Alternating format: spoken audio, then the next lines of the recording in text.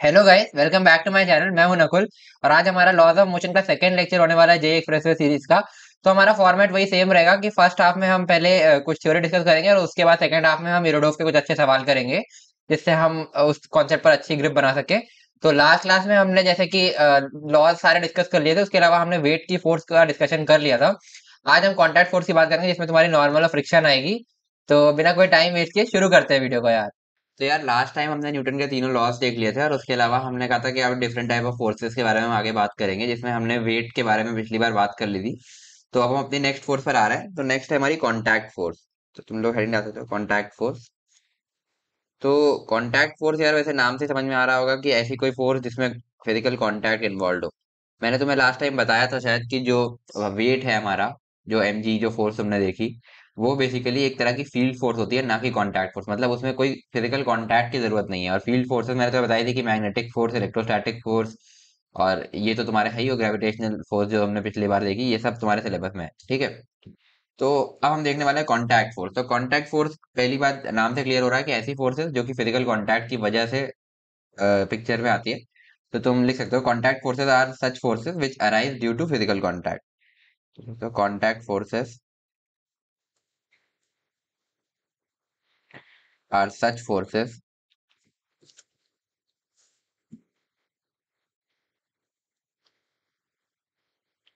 Which arise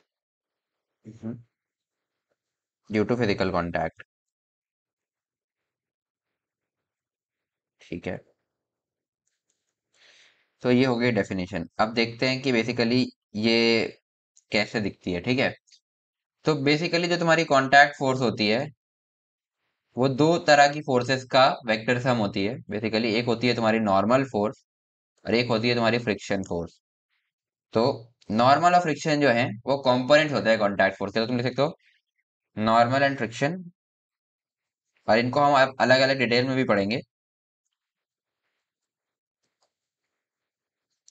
are components of contact force. तो कहीं पर अगर तुम्हें कांटेक्ट फोर्स पूछा है ना, तो तुम केवल नॉर्मल या केवल फ्रिक्शन नहीं बता सकते। तुम्हें नॉर्मल और फ्रिक्शन अलग अलग निकालना पड़ेगा और उसके बाद उनको वेक्टोरली ऐड करना पड़ेगा। फिर जो तुम्हारा आंसर आएगा वो होगा तुम्हारा कांटेक्ट फोर्स। तो normal and friction are components of contact force. और ये कंपोनेंट्स क्यों कह रहा हूं मैं, क्योंकि कंपोनेंट है मतलब म्यूचुअली परपेंडिकुलर होने चाहिए, ठीक है। तो क्या ये म्यूचुअली परपेंडिकुलर होते हैं? खैर तुमने अगर क्लास नाइन्थ में भी हल्का सा सुना होगा नॉर्मल ऑफ फ्रिक्शन के बारे में, तो शायद तुम्हें पता हो। बट ये भी हो सकता है यार कि वहां तुमने केवल रट लिया, तुम्हें समझ में नहीं आया हो कि normal of friction basically work किस तरीके से करते हैं। तो हो सकता है तुम्हें दिक्कत हो उस चीज में। तो अब तुम्हारा वो डाउट पूरा एकदम से क्लियर हो जाएगा। तो सपोज ये तुम्हारा एक एम मास का ब्लॉक है जो कि ऐसे ग्राउंड पर रखा है। तो बेसिकली इस पर तुम इस तरीके से कोई एक फोर्स लगा रहे हो, सपोज कोई एक पी फोर्स लगा रहे हो, ठीक है, पी अमाउंट का फोर्स लगा रहे हो। और उसके अलावा इस पर इसका एक वेट तो लग ही रहा होगा जो हमने कल देखा था, एम जी, ठीक है। तो एम जी की वजह से ग्राउंड भी इस पर एक फोर्स लगा रहा होगा जो कि होगी तुम्हारी नॉर्मल फोर्स। और नॉर्मल का डायरेक्शन होगा परपेंडिकुलर टू सरफेस, है ना, इस तरीके से ऐसे। ये परपेंडिकुलर है, इसमें सपोर्ट लाइन ऐड कर दी, ठीक है। और फ्रिक्शन जो होता है वो बेसिकली रिलेटिव मोशन की टेंडेंसी या रिलेटिव मोशन को अपोज करता है। वो भी हम डिटेल में देखेंगे कैसे। तो वो बेसिकली मोशन को अपोज करना चाहता है, या फिर अगर मोशन का चांस कहीं बन रहा है तो उसको अपोज करना चाहता है। मतलब जो फोर्स मोशन का चांस बना रही है उसको अपोज करना चाहता है, यानी कि उसके अपोजिट डायरेक्शन में लगता है। अब वो कर पाता है या नहीं वो हम आगे देखेंगे, ठीक है। तो फ्रिक्शन बेसिकली तुम्हारा इस तरीके से लगता है, सरफेस के पैरेलली। तो ये हो गया तुम्हारा फ्रिक्शन, ठीक है। तो फ्रिक्शन जो है तुम्हारा वो सरफेस के पैरेलली लगता है और नॉर्मल जो है वो सरफेस के परपेंडिकुलरली लगता है। इसीलिए ये दोनों हमेशा म्यूचुअली परपेंडिकुलर होते हैं। और इन दोनों का अगर तुम वेक्टर सम करोगे, तो ये फोर्स फ्रिक्शन वेक्टर, ये नॉर्मल वेक्टर, तो इनको अगर तुम वेक्टोरली ऐड करोगे तो इस तरीके से कुछ तुम्हारा, एक मिनट यार, इस तरीके से कुछ तुम्हारा कॉन्टैक्ट फोर्स आएगा जो कि होगा इन दोनों का vector sum,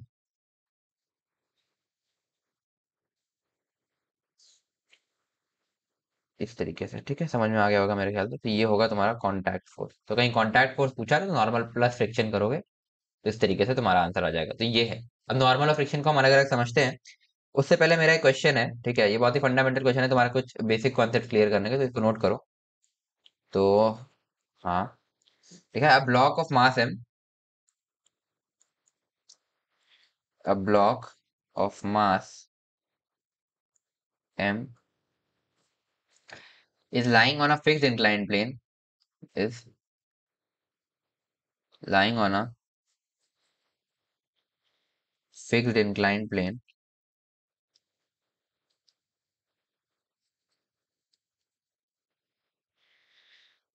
The force applied by inclined plane on block will be the force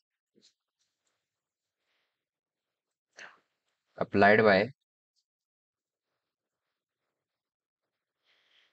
inclined plane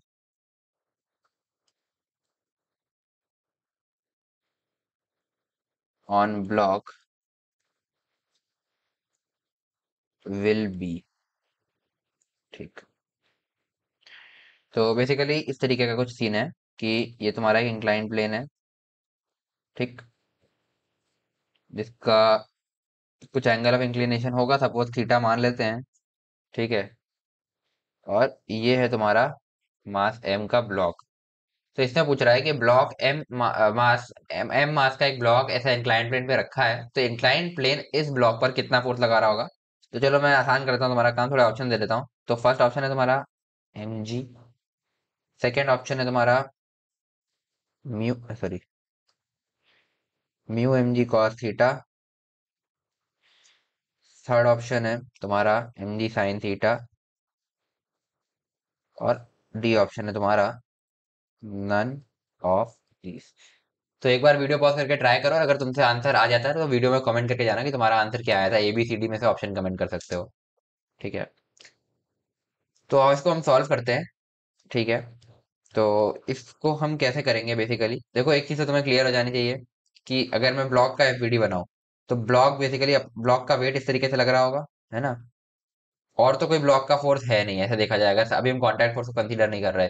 तो सिमिलरली तुम्हें दिख जाएगा कि अगर ब्लॉक इंक्लाइन प्लेन पर एमजी लगा रहा है और इंक्लाइन प्लेन टूट टूट नहीं रहा है, तो equal and opposite force incline plane block पर भी लगाएगा, तो इंक्लाइन प्लेन ब्लॉक पर भी एमजी अमाउंट का फोर्स लगाएगा इसी के परपेंडिकुलरली। ठीक है। तो बेसिकली आंसर एमजी हो जाएगा, वहां से क्लियर है। बट ये चीज कई लोगों को विजुलाइज नहीं हुई होगी, नहीं समझ में आया होगा। तो हम पूरा एफबीडी बना करके देखते हैं। ठीक है। तो उससे तुम्हें क्लियर होगा कि बेसिकली किस तरीके से पूरी चीजें हो रही हैं। ये था हमारा एम मास का ब्लॉक, और ये था इंक्लाइन प्लेन का सरफेस। मैं इतना ही बना रहा हूँ, ठीक है, इससे ज्यादा हमें जरूरत नहीं है फिगर में। तो हमने एक फोर्स तो देख ही लिया था कि ये एम जी वाला फोर्स इस पे लग रहा है। ठीक है। और ये एंगल था थीटा। ठीक है। तो अगर मैं अब इसको रिजॉल्व करूं, एम जी को इंक्लाइन प्लेन के अलोंग और उसके परपेंडिकुलर, तो ये इस तरीके से एक लाइन में बना रहा हूँ। ठीक है। ये बेसिकली यहाँ से अगर एक इसका जो परपेंडिकुलर कंपोनेंट आएगा वो इस तरह आएगा, है ना। और अगर ये एंगल थीटा है, तो ये होगा तुम्हारा 90 माइनस थीटा। 90 माइनस थीटा, तो ये तुम्हारा हाँ, तो यार मैं कह रहा था कि इस तरीके से थीटा एंगल हो जाएगा, तो ये हो जाएगा तुम्हारा एम जी कॉस थीटा। ठीक है। इसका कंपोनेंट इस डायरेक्शन में, और एक इसके परपेंडिकुलर, इसके पैरेलल, सरफेस के पैरेलल आएगा ये वाला। ये हो जाएगा तुम्हारा एम जी साइन थीटा। ठीक है। अब क्योंकि ये कांटेक्ट फोर्स है और ये रफ कांटेक्ट है, स्मूथ कांटेक्ट तो है नहीं, और इसका हमने कोएफिशिएंट ऑफ फ्रिक्शन म्यू बोला था सरफेस का। ठीक है। तो इस पर एक तो नॉर्मल लगेगा, है ना। और नॉर्मल कितना होगा, एक मिनट मैं ड्रॉ करता हूँ। तो इस पे जो नॉर्मल लगेगा वो ऐसे सरफेस के परपेंडिकुलर इस तरीके से नॉर्मल फोर्स, जो कि तुम्हारा होगा एम जी कॉस थीटा के बराबर, जो कि वाई में कोई मोशन तो है नहीं, तो बराबर ही होगा। ठीक है। और इधर फ्रिक्शन लगेगा, है ना। और क्योंकि ये ब्लॉक तुम्हें लिखा हुआ है कि ये लाइंग है, मतलब block is lying on inclined plane लिखा हुआ था साफ साफ, यानी कि ये रेस्ट कर रहा है इस पर। तो ये भी कोई मोशन नहीं, तो फ्रिक्शन की वैल्यू तुम्हारी एम जी साइन थीटा के बराबर होगी, क्योंकि नेट कोई मोशन है नहीं। ठीक है। वैसे तो मुझे इसको लिख के इक्वेशन बना करना है, बट तुम्हें क्लियर दिख रहा है तो फिर फालतू का टाइम क्यों वेस्ट करना। कि एम जी साइन थीटा इस साइड है, तो इस साइड भी एम जी साइन थीटा होगा, तो बराबर हो जाएगा, नेट कोई फोर्स नहीं होगा। ये हो गया।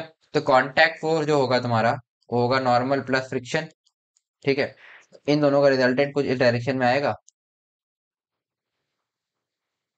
बेसिकली ये रिजल्टेंट ऐसा आएगा। ठीक है। अगर देखा जाए तो ये तुम्हारा कितना आएगा, है ना। ठीक है, नॉर्मल प्लस फ्रिक्शन। तो कांटेक्ट फोर्स के मॉड का वैल्यू, बेसिकली हमसे यही पूछ रहा है ना, कांटेक्ट फोर्स कितना है। तो ये हो जाएगा तुम्हारा under root of normal square plus friction square, मतलब दोनों की वैल्यू का क्योंकि परपेंडिकुलर कंपोनेंट्स हैं, तो इस तरीके से ऐड कर दिया है हमने। ठीक है, कंपोनेंट ऐड करना तो आता ही है ना तुम्हें, कि A square plus B square plus 2ab cos theta, या कॉस 90 तुम्हारा वही 0 हो जाएगा, तो वो बस इतना ही बचेगा। तो नॉर्मल है तुम्हारा एम जी कॉस थीटा, तो इसको लिख सकते हो एम स्क्वायर, सॉरी, जी स्क्वायर कॉस स्क्वायर थीटा, और इसको लिख सकते हो एम जी साइन थीटा है, ये हो जाएगा एम स्क्वायर जी स्क्वायर साइन स्क्वायर थीटा, है ना। तो अगर तुम एम स्क्वायर जी स्क्वायर कॉमन लेते हो अंदर, और उसको फिर बाहर निकाले तो रूट पे, तो एम जी बाहर आ जाएगा, अंदर बचेगा तुम्हारा कॉस स्क्वायर थीटा। इसको मैं ऐसे लिख दे रहा हूँ, cos square plus sine square, ठीक है, शॉर्ट फॉर्म में।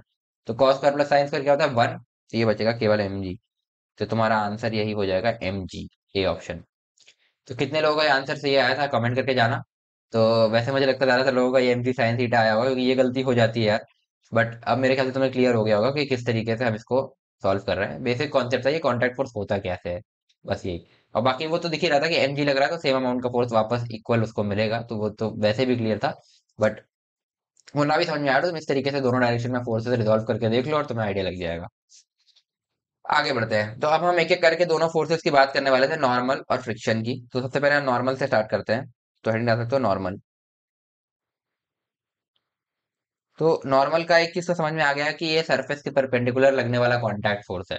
ठीक है, तो इसके लिए तुम लिख सकते हो normal generally act in push form towards the body, in push form towards the body. ये समझ में आ भी गया होगा, जैसे ब्लॉक सरफेस पर रखा है, तो सरफेस से ब्लॉक के ऊपर इस तरीके से एक पुश फॉर्म में फोर्स लग रही है, तो ये एक पुश फॉर्म में काम करता है, और बॉडी के टुवर्ड्स होता है, और परपेंडिकुलर तो होता ही, तुमने देख ही लिया, टुवर्ड्स द बॉडी। ठीक है,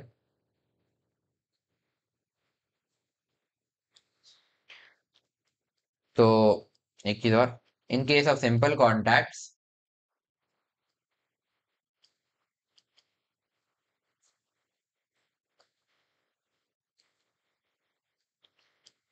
it acts perpendicular to surface, it acts perpendicular. हाँ, तो यार हम बात कर रहे थे कि in case of simple contacts it acts perpendicular to surface. ठीक है, अब अगर हिंज्ड कॉन्टैक्ट्स हैं, जैसे डोर को तुमने देखा होगा, डोर एक तरह का हिंज होता है, कि मतलब एक पॉइंट के अबाउट वो रोटेट कर रहा है इस तरीके से, कहीं पर हिंज किया हुआ है। तो हिंज कॉन्टैक्ट्स में हम नॉर्मल किस तरीके से लिखेंगे, तो लिख सकते हो in case of hinged contacts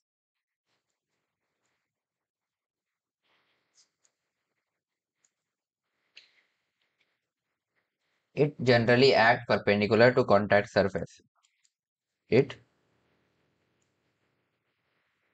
generally acts, नहीं, परपेंडिकुलर तो नॉर्मल कांटेक्ट में हुआ, इट जनरली एक्ट्स, या वी जनरली एक्ट्स मत लिखो, ऐसे लिखो, we define normal in form of its components, in form of its components. तो कैसे डिफाइन करेंगे, आओ देखते हैं। ठीक है, पहले हिंज का ही निपटा देते हैं, फिर आगे सिंपल कॉन्टैक्ट्स भी हम देखेंगे। तो सपोज इस तरीके का एक कोई हिंज है, एक रॉड है, जो इस पर इस तरीके से कुछ हिंज है, ठीक है, ये एक रॉड है अपने पास, ठीक। तो चलो इसको ऐसे ले लेते हैं, ये कुछ ऐसे इस तरीके से, मतलब ऐसे लटकी, ये इस पर मूव कर सकती है हिंज पर एक तरीके से। तो इस पर जो नॉर्मल होगा उसको हम इन form of its components define करेंगे, मतलब इस पॉइंट पर होगा बेसिकली, पॉइंट ऑफ कांटेक्ट तो यही है। एक होगा तुम्हारा एक्स डायरेक्शन में एन एक्स, इसका कंपोनेंट, एक होगा इसका एन वाई, और एक होगा जेड डायरेक्शन में एन जेड। इस तरीके से हम N X N Y N Z define करेंगे, और फिर उनको सॉल्व करेंगे गिवन सिचुएशन के हिसाब से। तो बेसिकली हिंज कॉन्टैक्ट्स हम इस तरीके से रेक्टेंगुलर कंपोनेंट्स में के फॉर्म में N X N Y N Z की तरह नॉर्मल को डिफाइन करते हैं। ठीक, आगे बढ़ते हैं। हाँ, अब हमने कहा था कि जैसे सिंपल कॉन्टैक्ट जो ये ऊपर जो हमने लिखा था कि इनके simple contact it acts perpendicular to surface, तो अब ये सिंपल कॉन्टैक्ट्स में कैसे वर्क करता है इसको देखते हैं। तो पहले इन सिंपल पॉइंट कॉन्टैक्ट्स क्या होगा, है ना, इन सिंपल पॉइंट कॉन्टैक्ट्स। तो पॉइंट कॉन्टैक्ट का मतलब क्या हुआ, कि केवल एक पॉइंट पर कांटेक्ट हो रहा है ना। जैसे हमने ऊपर वाला ये एग्जांपल देखा था ना, ब्लॉक वाला, इसमें बेसिकली सरफेस कांटेक्ट था, पूरा का पूरा एक सरफेस कांटेक्ट में आ रहा था ये वाला, है ना, इस तरीके का। और सिमिलरली जो हमने यहाँ पर एग्जाम्पल देखा इसमें भी ये सरफेस कांटेक्ट ही था। अब हम बात कर रहे हैं एक पॉइंट कांटेक्ट, मतलब केवल एक पॉइंट कांटेक्ट में आएगा। तो एग्जाम्पल देखते हैं। सपोज ये हमारे पास एक वॉल है इस तरीके की, और ये हमारे पास एक और वॉल है, बेसिकली ये ग्राउंड है इस तरीके का। और इस पर हमारे पास एक ये इस तरीके की रॉड रखी हुई है, ये ये रॉड है। तो इस पर हम नॉर्मल देखेंगे। तो बेसिकली दो जगह पर कांटेक्ट में दिख रहा होगा, एक ये है और एक ये वाला पॉइंट है, दो पॉइंट्स पर कांटेक्ट है ना। इन दोनों पॉइंट्स पर जो नॉर्मल होगा वो होगा परपेंडिकुलर टू सरफेस, जैसा कि हमने कहा था कि normal at perpendicular to the contact surface. तो यहाँ पर इस सरफेस के परपेंडिकुलर ऐसा होगा नॉर्मल, है ना, N1 बोल दे रहा हूँ इसको। और यहाँ पर इस सरफेस के परपेंडिकुलर ऐसा होगा, इसको मैं बोल दे रहा हूँ N2। तो इस तरीके से हम N1 और N2 डिफाइन कर रहे हैं, ठीक, अलग अलग पॉइंट पे। और उसके अलावा इस पर एक mg वाला फोर्स तो इसका लग ही रहा होगा सेंटर ऑफ मास पर, इस तरीके से। तो ये इसका पूरा एफबीटी बन गया। तो इसमें कैसे नॉर्मल दिखाया, बेसिकली परपेंडिकुलर टू सरफेस, ठीक है, मेरे ख्याल से क्लियर हो गया होगा। अब हम बात करते हैं इन सरफेस कांटेक्ट, जैसे अभी हम ऊपर देखते हुए आ रहे थे, जो हमने ऊपर एक, हाँ तो यार हमने जो अभी ऊपर एक क्वेश्चन किया उसमें भी सरफेस कांटेक्ट ही था। तो अब सरफेस कांटेक्ट में हम कैसे देखते हैं, एक खास बात होती है नॉर्मल की सरफेस कांटेक्ट में, तो आओ उसको देखते हैं। तो लिख सकते हो in surface contacts, in surface contacts normal, वैसे होता तो परपेंडिकुलर टू सरफेस ही है, but normal can shift itself, normal can shift itself. तो इसका क्या मतलब हुआ यार कि नॉर्मल कैन शिफ्ट इटसेल्फ, होता तो परपेंडिकुलर टू सरफेस ही है, बट जनरली जो हमारा वेट है वो तो सेंटर ऑफ मास पर ही लगता है। तो नॉर्मल अभी सेंटर ऑफ मास पर लग रहा था, बट कुछ केसेस में वो सेंटर ऑफ मास से आगे पीछे शिफ्ट भी कर सकता है, होगा परपेंडिकुलर टू सरफेस ही, उसी सरफेस पर रहेगा, बट आगे पीछे शिफ्ट कर सकता है। कहने का मतलब क्या हुआ, और देखते हैं, है ना। तो हम दो तीन एग्जांपल लेंगे। तो पहला केस है हमारा कि इस तरीके से हमारा एक सरफेस है, हीरा, ठीक है, और इस पर एक इस तरीके से ब्लॉक रखा हुआ है ना, मास है। तो इसका अगर तुम आप फ्री बॉडी डायग्राम बनाओगे, तो एक इस पर लग रहा होगा इसका वेट जो कि mg है, और एक नॉर्मल लग रहा होगा इसी सेंटर ऑफ मास वाले पॉइंट पर, है ना, और ये इसको बैलेंस कर रहा होगा, ठीक है, ये सेंटर ऑफ मास है इस ब्लॉक का, तो इस पर ही लग रहा होगा। तो मेरे ख्याल से इसमें तुम्हें डाउट नहीं होना चाहिए, तो ये एकदम सही है। सेकेंड केस है हमारा कि यही हमारे पास एक ब्लॉक है, ठीक है, इस तरीके का m मास का, ठीक। तो अब इसका फ्री बॉडी डायग्राम, अब हम क्या कह रहे हैं कि हम इस पर एक इस तरीके से p मैग्नीट्यूड का फोर्स लगा रहे हैं, ठीक है, p मैग्नीट्यूड का ये हमने एक फोर्स इस तरीके से ऊपर की तरफ यहाँ पर लगाया। कैसे लग रहा है वो तुम्हें फ्री डायग्राम में दिख गया होगा। इसके अलावा ये हमारा वेट लग रहा था, है ना। अब जो हमारा नॉर्मल होगा ना, वो बेसिकली यहाँ पर नहीं हो सकता। क्यों? क्योंकि ऐसा है ना कि अभी तुमने टॉर्क वैसे पढ़ा नहीं है, बट जब तुम टॉर्क पढ़ोगे तो तुम्हें समझ में आएगा कि इस पॉइंट के अबाउट तुम वैसे थोड़ा सा इमेजिन भी कर सकते हो कि अगर नॉर्मल ऐसे लग गया, तो इस पॉइंट के अबाउट देखो नेट फोर्स तो जीरो हो जाएगा, इसको बैलेंस करने वाला फ्रिक्शन हम यहाँ से ले आएंगे अभी हम्म हाँ तो यार अभी ये कह रहे थे कि सपोज अभी फ्रिक्शन नहीं लग रहा है ना, तो जो हमारा ये पी फोर्स है और जो एम जी वाला फोर्स है, ठीक है, अभी तो ऐसा है, बट इनकी वजह से एक नेट टॉर्क प्रोड्यूस हो रहा है, जिसकी वजह से ये ब्लॉक की एक टेंडेंसी बन रही है कि इस तरीके से घूम करके ऐसे टपल कर जाए। तो नेट फोर्स तो जीरो होगा, मतलब ये अपनी पोजीशन से आगे पीछे तो नहीं होगा, बट ये यहीं पर ऐसे घूम जाएगा और टपल कर जाएगा। वो भी नहीं होना चाहिए। हमने स्टार्टिंग में बात करी थी कि इक्विलिब्रियम दो तरीके का होता है, एक होता है ट्रांसलेटरी इक्विलिब्रियम, एक होता है रोटेटरी इक्विलिब्रियम। ट्रांसलेटरी इक्विलिब्रियम तुम्हारा यही था कि वो अपनी पोजीशन आगे पीछे या किसी भी एक डायरेक्शन में से चेंज नहीं करेगा, तो वो होता है तुम्हारा ट्रांसलेटरी इक्विलिब्रियम। रोटेटरी इक्विलिब्रियम क्या कि किसी भी पॉइंट के अबाउट वो इस तरीके से रोटेट भी नहीं करेगा। बट अभी के केस में अगर नॉर्मल तुम्हारा ऐसे लग गया, है ना, तो नॉर्मल और mg का टॉर्क तो जीरो है, तो ये इनको नहीं घुमा रहा है, बट ये पी फोर्स इसको ऐसे करके घुमा देगा।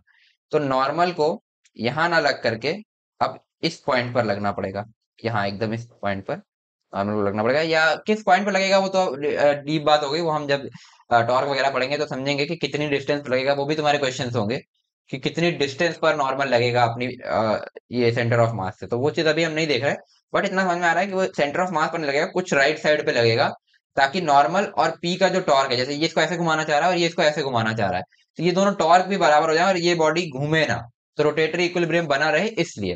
तो इसीलिए नॉर्मल कैन शिफ्ट इटसेल्फ हम कहते हैं। अब इस पी के मैग्नीट्यूड पर डिपेंड करेगा कि नॉर्मल कितना शिफ्ट करता है, ठीक है, इस तरीके से। तो मेरे ख्याल से क्लियर हो गया होगा। हम्म। अब देखो, एक और एग्जांपल दिखाता हूँ जहाँ नॉर्मल अपने आप को शिफ्ट कर रहा है। सपोज ये है, इस तरीके का ग्राउंड है ना, और यहाँ पर ये एक रॉड इस तरीके से पड़ी हुई थी, रॉड है ना। तो अभी इस पर क्या फोर्सेस लग रही थी, इस पे नॉर्मल जो लगेगा वो यहाँ से बेसिकली सेंटर ऑफ मास पर लग रहा था। अरे यार ये कैसा बन गया। हम्म। नॉर्मल सेंटर ऑफ मास पर लग रहा था और यहीं पर इसका वेट भी लग रहा था, ठीक है। अब मैंने क्या कहा कि हम इस रॉड को थोड़ा सा उठाते हैं ऐसे करके, ठीक है। सपोज ग्राउंड से तुम्हें उठाया। हम्म। तो जब तुम रॉड को उठा लोगे, अब रॉड तुम्हारी कुछ इस तरीके से दिखाई देगी, ठीक है, ऐसी। वही रॉड है ना, ऐसी दिखाई देगी। ये हमने बेसिकली उठा लिया हाथ से एक पॉइंट से। अब तुम्हारा नॉर्मल क्या, अब ये तुम्हारा सरफेस कांटेक्ट था, अभी तो सेंटर ऑफ मास पे लग रहा था। बट अब क्या हुआ, ये एक पॉइंट कांटेक्ट में कन्वर्ट हो गया और अब नॉर्मल कहाँ लगेगा, ये केवल एक पॉइंट कांटेक्ट रहा, यहाँ पर लगेगा और सर परपेंडिकुलर टू सरफेस ही रहेगा नॉर्मल। तो अब नॉर्मल की लोकेशन फिर से शिफ्ट हो गई, तुम देख सकते हो, पहले ये सेंटर ऑफ मास पे था और अब ये इस पॉइंट पर है। तो नॉर्मल का जो पॉइंट ऑफ कांटेक्ट है वो फिर से शिफ्ट हो, मतलब पॉइंट ऑफ कांटेक्ट, बेसिकली ये सरफेस कांटेक्ट था, ये पॉइंट कांटेक्ट है। तो बेसिकली नॉर्मल ने अपने आप को शिफ्ट कर लिया, मैग्नीट्यूड वही एमजी ही रहेगा। एमजी तो यही लगेगा सेंटर ऑफ मास पे, वही मैं बना देता हूँ। तो जो तुम्हारा एमजी है वो तो ऐसे सेंटर ऑफ मास पे लगेगा। बट अब तुम्हारा नॉर्मल इस जगह पर लगेगा और वो दिख भी रहा है, टॉर्क फिर से बैलेंस होगा, तो वो टॉर्क की बात तो हम आगे करेंगे। बट अभी तुम्हें समझ में आ गया कि ये क्योंकि पॉइंट कांटेक्ट बन गया तो नॉर्मल यहाँ लगेगा और यहाँ पर यहाँ लगेगा। तो बेसिकली नॉर्मल ने अपने आप को यहाँ से यहाँ शिफ्ट किया है ना। तो बेसिकली तुमने देख लिया एक और एग्जांपल जहां पर नॉर्मल अपने आप को शिफ्ट कर रहा है। तो नॉर्मल अपने आप को शिफ्ट करते रहता है, डिपेंड्स ऑन द सिचुएशन, ठीक है। आगे बढ़ते हैं। अब एक इंटरेस्टिंग केस है ना। तो सपोज कि ये एक इंसान है, ठीक है, इस तरीके से हम बनाते हैं। ये है ग्राउंड, ये एक इंसान है ना, और ये इसके दोनों पैर है, ठीक है। ये जो दोनों पॉइंट्स मैंने यहाँ पे दिखाए हैं ये इसके दोनों पैर है, ठीक है। तो ये एक इंसान है जिसके दोनों पैर हैं। तो नॉर्मल केस में इसका फ्री बॉडी डायग्राम कैसा बनेगा, ये होगा इसका वेट, ठीक है, डब्ल्यू लिख दे रहा हूँ, या एम जी ही लिखता हूँ, चलो अब एम जी लिखने की अपने को आदत है तो वेट एम जी ही लिखते हैं। एक कुछ नॉर्मल इसका इधर लगेगा, N1, और कुछ नॉर्मल इसका ऐसा लगेगा N2। अगर एक इंसान सीधा खड़ा है ना, तो दोनों पैरों पर उसका बराबर लोड आएगा, तो N1 इक्वल टू N2 होगा इक्विलिब्रियम के केस में, ठीक है। तो दोनों पैरों पर नॉर्मल लग रहा है जो कि mg को बैलेंस भी कर रहा है, ठीक है। अब मैंने क्या किया कि मैंने इस पर एक इस तरीके से p मैग्नीट्यूड का फोर्स लगाना शुरू किया इस पॉइंट पर। तो बेसिकली जैसे जैसे तुम्हारा p बढ़ेगा ना, तुम्हारा N2 भी बढ़ेगा और N1 घटेगा। समझ में आ रहा है क्यों? क्योंकि पॉइंट्स ऑफ कांटेक्ट तो तुम्हारे अब वही दो हैं, दो ही पॉइंट ऑफ कांटेक्ट है। तो अब की बार नॉर्मल टॉर्क बैलेंस करने के लिए शिफ्ट नहीं हो रहा बल्कि अपनी वैल्यूज को चेंज कर रहा है। बेसिकली एमजी को भी N1 और N2 बैलेंस कर रहे थे। बट जब हमने पी फोर्स लगाना शुरू किया तो अब N2 की वैल्यू बढ़ेगी, जो कि देखो, अगर तुम ये सेंटर ऑफ मास है तुम्हारा ना, अगर ये सेंटर ऑफ मास है ना, तो N2 और N1 दोनों बराबर दूरी पर है सेंटर ऑफ मास से। तो उस केस में टॉर्क बैलेंस है, तो बिल्कुल भी इंसान ऐसे टपल करने की टेंडेंसी में नहीं आएगा। बट जब हम एक पी फोर्स ऐसे लगाना शुरू करेंगे ना, तो इंसान इस तरीके से ऐसे टपल करने की टेंडेंसी पाएगा कि ये ऐसे कर करके घूम के गिर जाए, ठीक है। बट इसको बचाने के लिए हम क्या करेंगे, अब हम N2 को बढ़ाएंगे, N2 बढ़ जाएगा और N1 कम हो जाएगा। अगर ऐसा हो जाएगा तो N2 का टॉर्क भी बढ़ जाएगा। तो अब N2 इसको ऐसा घुमाने की कोशिश करेगा और P इसको ऐसा घुमाने की कोशिश करेगा, जैसे हमने ब्लॉक में देखा। तो N2 जो है इसको ऐसा घुमाएगा और P इसको ऐसा घुमाएगा, और दोनों एक दूसरे को अगर बराबर टॉर्क बैलेंस कर देंगे, टॉर्क कैसे बैलेंस करेंगे वो तुम आगे देखना। तो डॉट बैलेंस हो गया तो अब ये घूमेगा नहीं, तो ये रोटेटरी इक्विलिब्रियम इसका बना रहेगा। इसीलिए अगर हम पी की वैल्यू को बढ़ाते रहेंगे तो N2 की वैल्यू बढ़ती रहेगी, N1 की वैल्यू घटती रहेगी।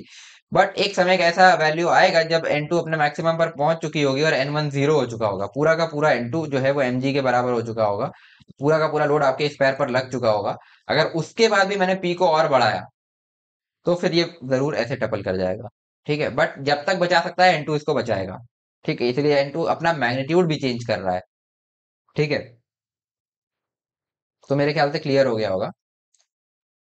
तो जब ये जो है क्या कहते हैं मैक्सिमम पर होगा, ये मैं लिख यहाँ पे डायग्राम बना देता हूँ एक और, है ना, मैक्सिमम वाला केस। ये इस तरीके से, ये mg था, है ना, ये p को हम बढ़ाते जा रहे हैं, ठीक है, बहुत ज्यादा हो गया। तो p का जब p इतना हो जाएगा कि जो है ये पूरा का पूरा नॉर्मल इधर आ जाएगा, है ना, n2 इक्वल टू एम जी हो जाएगा, और यहाँ पर n1 इक्वल, हाँ, तो यार हम कह रहे थे कि n2 इक्वल टू एम जी हो जाएगा और n1 तुम्हारा जीरो हो जाएगा। जब ऐसा केस बनेगा तो ये एकदम क्रिटिकल इक्विलिब्रियम के केस में होगा। अब इसके बाद हमने पी को जरा सा भी बढ़ाया तो इंसान इस तरीके से टपल कर जाएगा। तो ये तुम अपनी लैंग्वेज में लिख लेना, ठीक है। तो ऐसा होगा, ठीक है।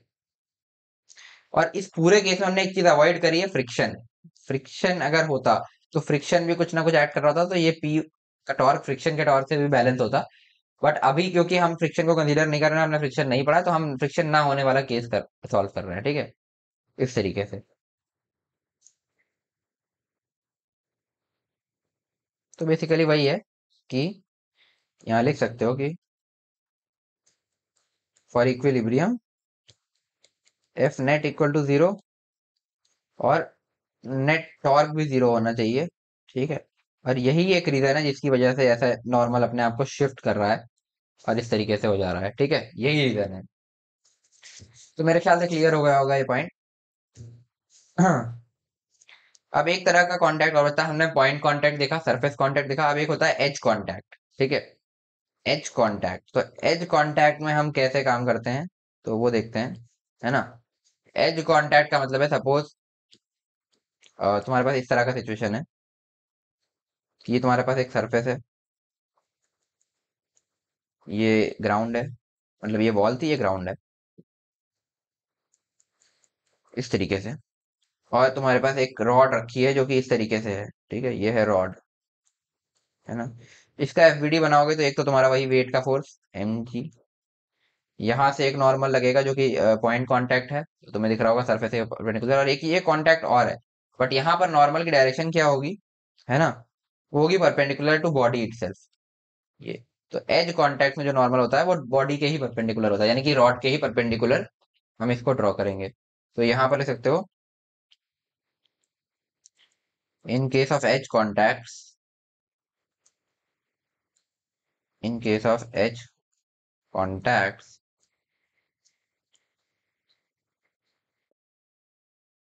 हाँ, तो यार हम कह रहे थे in case of edge contacts normal acts perpendicular to body itself. तो बॉडी के ही परपेंडिकुलर नॉर्मल एक्ट करेगा। तो मेरे ख्याल से क्लियर हो गया होगा। बेसिकली क्या है कि इस सरफेस को तुम ऐसे कंसीडर कर सकते हो, है ना, ठीक है। और अगर तुम्हें ये चीज ना समझ में आए तो तुम एन एक्स और एन वाई के फॉर्म में ले लेना, ठीक है, और वैसे कर लेना, इस तरीके का सरफेस है ना। एन एक्स और एन वाई अगर जैसे दो सरफेसेस हैं, तो इस वाले सरफेस की वजह से होगा तुम्हारा एन वाई, और इस वाले सरफेस की वजह से होगा तुम्हारा एन एक्स, और इनका जो रिजल्टेंट होगा वो होगा तुम्हारा एन टू, और वो होगा सरफेस के परपेंडिकुलर। तो नॉर्मल हमेशा सरफेस के परपेंडिकुलर एक्ट करेगा, सॉरी, सरफेस के परपेंडिकुलर तो करता ही है। इस केस में एज कांटेक्ट में बॉडी के परपेंडिकुलर वो एक्ट करेगा, बस ये होता है। एज कांटेक्ट देख लिया हमने, सिंपल पॉइंट कांटेक्ट देख लिया हमने, और सरफेस कांटेक्ट में हमने ये देख लिया कि वो भी परपेंडिकुलर टू सरफेस है, बट वो अपनी वैल्यू को चेंज कर सकता है, वो शिफ्ट भी हो सकता है बैलेंस करने के लिए टॉर्क को। तो मेरे ख्याल से क्लियर हो गया होगा, और नॉर्मल में से ज़्यादा कुछ बचता नहीं है, नॉर्मल से रिलेटेड हमने सारी बातें ऑलमोस्ट कर ली है। तो अब हम नेक्स्ट आएंगे किस पर, फ्रिक्शन पर। तो हेडिंग डाल सकते हो friction.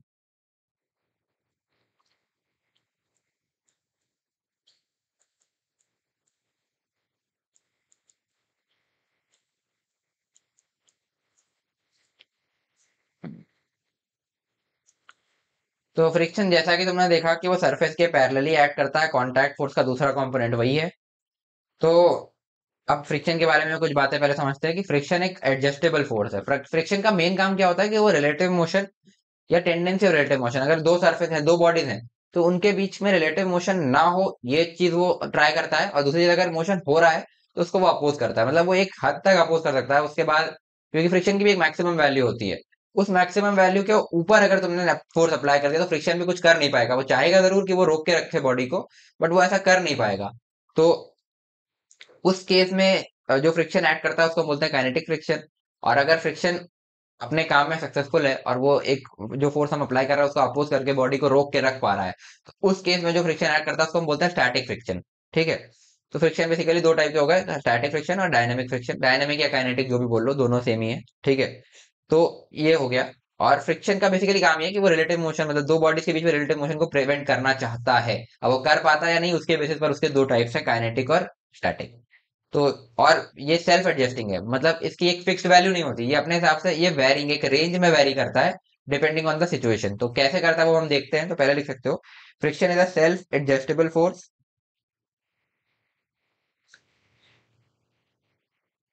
Friction is a self adjustable force.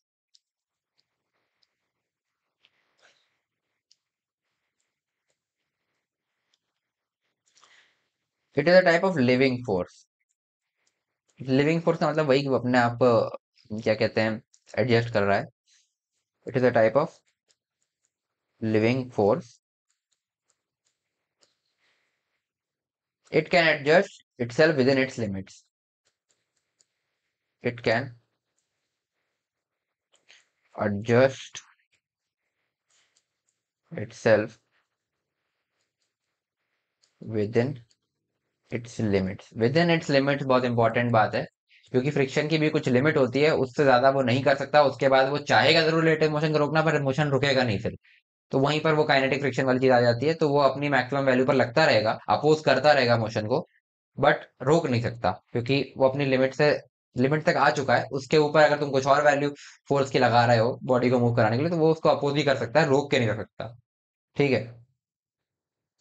तो बेसिकली फ्रिक्शन की एक रेंज होती है, क्योंकि लिमिट की हमने बात कर ली, तो फ्रिक्शन की एक रेंज होती है। तो वो होती है 0 से फ्रिक्शन की मैक्सिमम वैल्यू तक। तो फ्रिक्शन एक रेंज बाउंड फोर्स हो गई। तो डिपेंडिंग ऑन द सिचुएशन ये 0 से लेकर के उस मैक्सिमम फ्रिक्शन तक के बीच में कुछ भी लग सकती है कि आपने कितनी फोर्स लगाई। सपोज मैक्सिमम फ्रिक्शन 10 न्यूटन है, तो सपोज एक ये ब्लॉक है ना। ठीक है। इसको मेरे को मूव कराना है, इसका एफ एस मैक्स जो ये मैक्सिमम फ्रिक्शन है वो सपोज 10 न्यूटन है ना।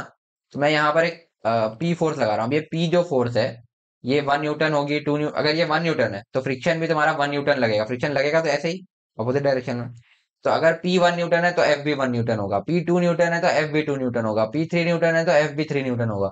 ऐसे करते करते जब तक पी तुम्हारा 10 न्यूटन होगा तब तक एफ तुम्हारा, हाँ तो यार ऐसे करते करते जब तक पी तुम्हारा 10 न्यूटन होगा तब तक एफ भी तुम्हारा 10 न्यूटन होगा। बट जैसे ही पी तुम्हारा 11 न्यूटन हुआ, तो ये बेचारा, क्योंकि इसकी मैक्सिमम वैल्यू है 10 न्यूटन, 10 न्यूटन रह जाएगा और नेट में तुम्हारे पास इस तरफ 1 न्यूटन का फोर्स रह जाएगा, जिसकी वजह से ब्लॉक आगे मूव कर जाएगा। लेकिन तब भी ये अपने 10 न्यूटन पर लगता रहेगा, है ना। और ये 11 न्यूटन देने के बाद भी तुम्हें नेट फोर्स केवल 1 न्यूटन का मिलेगा, क्योंकि 10 न्यूटन से ये अपोज कर रहा है मोशन को। बट ये 10 से ज्यादा से अपोज कर ही नहीं सकता, तो अब ये मूव तो करेगा, बट फिर भी ये पूरे टाइम 10 न्यूटन की वैल्यू पर लगता रहेगा। और अब इस फ्रिक्शन को हम बोलेंगे काइनेटिक फ्रिक्शन। इससे पहले जो 1 2 3 लग रहा था, जब इसको रोक के रखा था, इवन जो 10 था वहां तक ये स्टैटिक फ्रिक्शन था, क्योंकि ये इसको रोकने में सक्षम था। तो वही नाम से क्लियर होगा, स्टैटिक फ्रिक्शन। और डायनेमिक फ्रिक्शन, जब ये मूव कर जाएगा वो अपोज तब भी करता रहेगा, बट अब वो रोक के नहीं रख पा रहा। अब इसको हम डायनेमिक फ्रिक्शन या काइनेटिक फ्रिक्शन बोल देते हैं। तो अब फ्रिक्शन के बारे में और कुछ चीजें देख लेते हैं। तो लिखो, friction generally act parallel to contact surface. ये हमने बात कर ही ली थी कांटेक्ट फोर्स पढ़ते वक्त ही।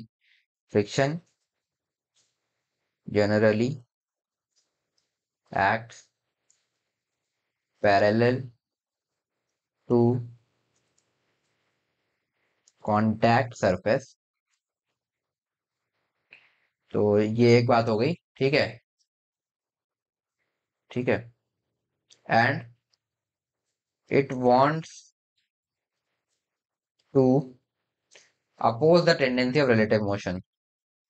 तो बेसिकली पैरेलल से रखेगा, अब किस डायरेक्शन में लगेगा वो डिपेंड करता है जो फोर्स आता है। जैसे मैंने पी इधर साइड से लगाया था तो एफ उसके अपोजिट लग रहा था। अगर पी में मैं इस साइड से लगाता तो एफ उसके अपोजिट इस तरीके से लगता सरफेस के पैरेलली, बट वो ऐसे लगता कि वो उस पी को अपोज करे। ठीक है। बट इट वांट, हाँ ठीक है, and it wants to oppose the tendency of relative motion. तो टेंडेंसी क्यों बोल रहा हूं मैं, रिलेटिव मोशन क्यों नहीं बोल रहा हूँ, क्योंकि जो 1 2 3 न्यूटन वाले केसेस थे वो टेंडेंसी ही थी, मतलब फ्रिक्शन नहीं था तो ब्लॉक मूव कर जाता, बट फ्रिक्शन ने उसको रोक दिया। जब तक फ्रिक्शन रोक पा रहा है मतलब वो रिलेटिव मोशन की टेंडेंसी बनी थी उस पी फोर्स की वजह से, लेकिन फ्रिक्शन ने बराबर से लग करके उसको रोक दिया, तो रिलेटिव मोशन नहीं हुआ, इसलिए हम वहां पर बोल रहे हैं टेंडेंसी ऑफ रिलेटिव मोशन। अगर मोशन हो जाता जैसे वो 11 न्यूटन मैंने बोला था, तो उस केस में तुम्हारा जो है टेंडेंसी और रिलेटिव मोशन नहीं होता। हाँ तो यार हम ये कह रहे थे friction generally acts parallel to contact surface and it wants to oppose tendency of relative motion. तो लिख सकते हो it wants to oppose tendency of relative motion. ठीक है, ये हो गया। और रिलेटिव मोशन या तो टेंडेंसी या फिर रिलेटिव मोशन, वो डिपेंड करता है, जो हमने देख लिया टेंडेंसी वाला केस भी और रिलेटिव मोशन इटसेल्फ वाला केस भी, कि कब क्या होगा। ठीक है, between two rough contact surface. हाँ, ये एक इंपॉर्टेंट पॉइंट है कि सरफेस रफ होने चाहिए, स्मूथ सरफेस पे फ्रिक्शन एक्ट नहीं करता है। To rough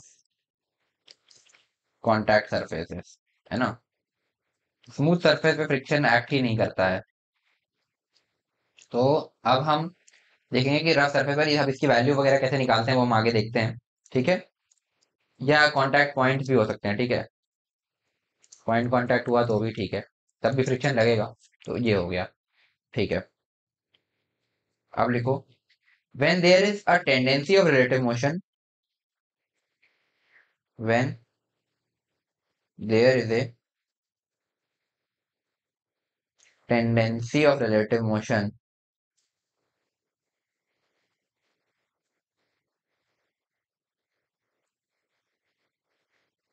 but relative motion is not happening, but relative motion is not happening.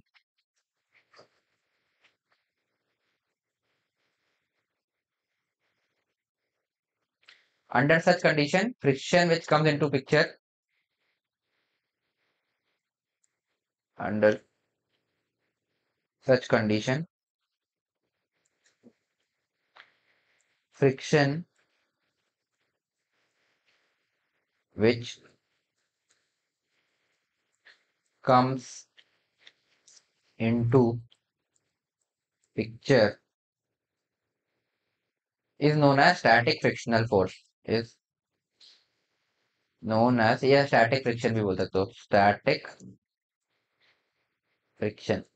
तो जब टेंडेंसी होती है बट रिलेटिव मोशन हो नहीं रहा होता, उस केस में जो जिस टाइप का फ्रिक्शन आता है उसको हम बोलते हैं स्टैटिक फ्रिक्शन। ठीक है, तो ये हो गया।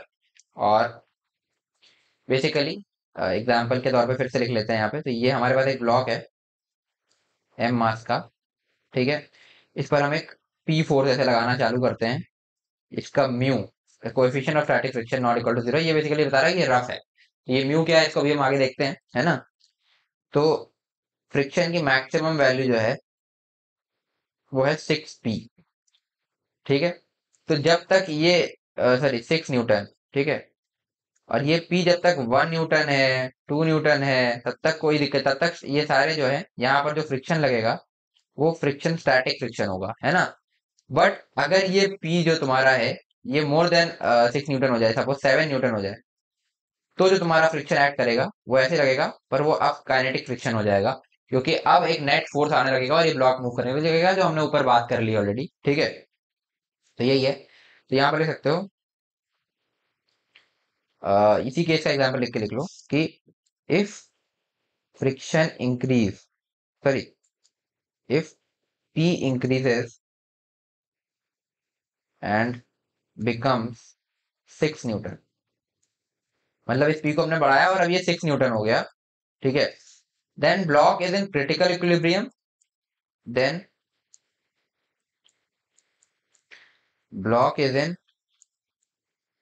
Critical equilibrium, relative motion just tends to start, relative motion just tends to start, तो ऐसा सा हो जाएगा। ठीक है, ये हो गया। अब ठीक है, तो relative motion just tend to start, 6 newton बराबर बराबर हो गया। अब 6 से हम जरा भी बढ़ाएंगे तो रिलेटिव मोशन चालू हो जाएगा। ठीक है, तो ये केस हो गया हमारा क्रिटिकल इक्विलिब्रियम का। तो अब हम लिखते हैं अगर हम पी को और बढ़ाएंगे, इफ पी इंक्रीजेस फर्दर, और बढ़ाया हमने 7 Newton, 8 Newton, 10 Newton, 11 Newton, 12 Newton, इस तरीके से ब्लॉक स्टार्ट मूविंग। तो ब्लॉक मूव करना स्टार्ट कर देगा, जो हमने देख लिया है। Block start moving, now friction opposes relative motion. Now friction opposes relative motion.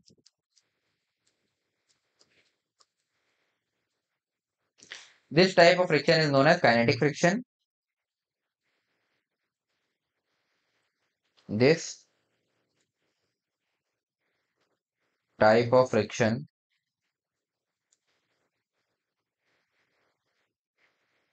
is known as kinetic friction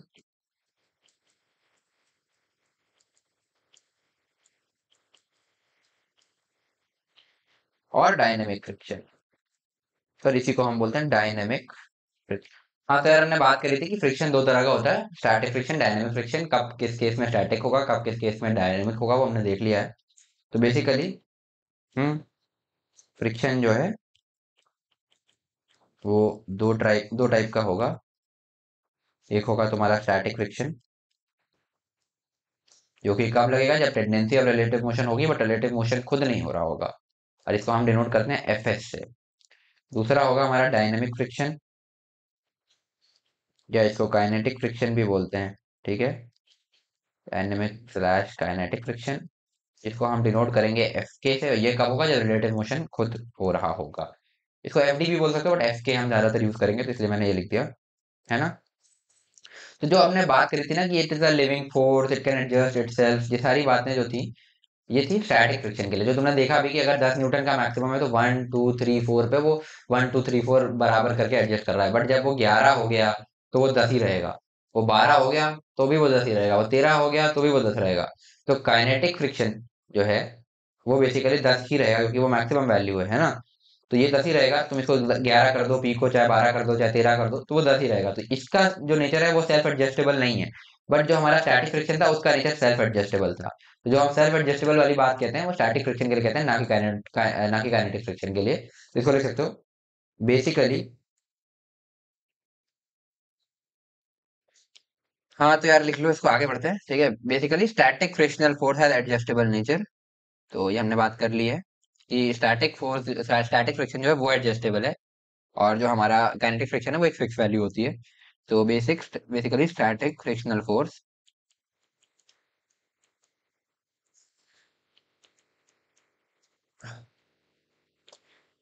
is adjustable in nature, या हैज एडजस्टेबल नेचर लिख सकते हो, has adjustable nature. F is a multi valued function.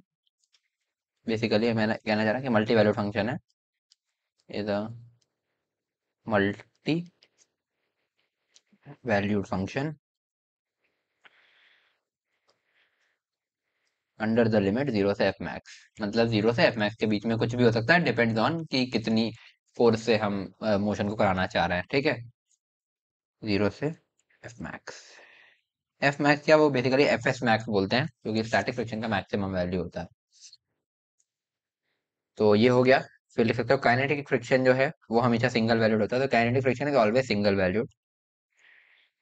Kinetic friction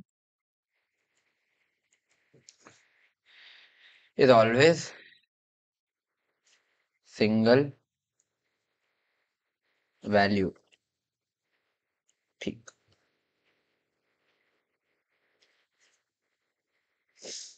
ठीक है।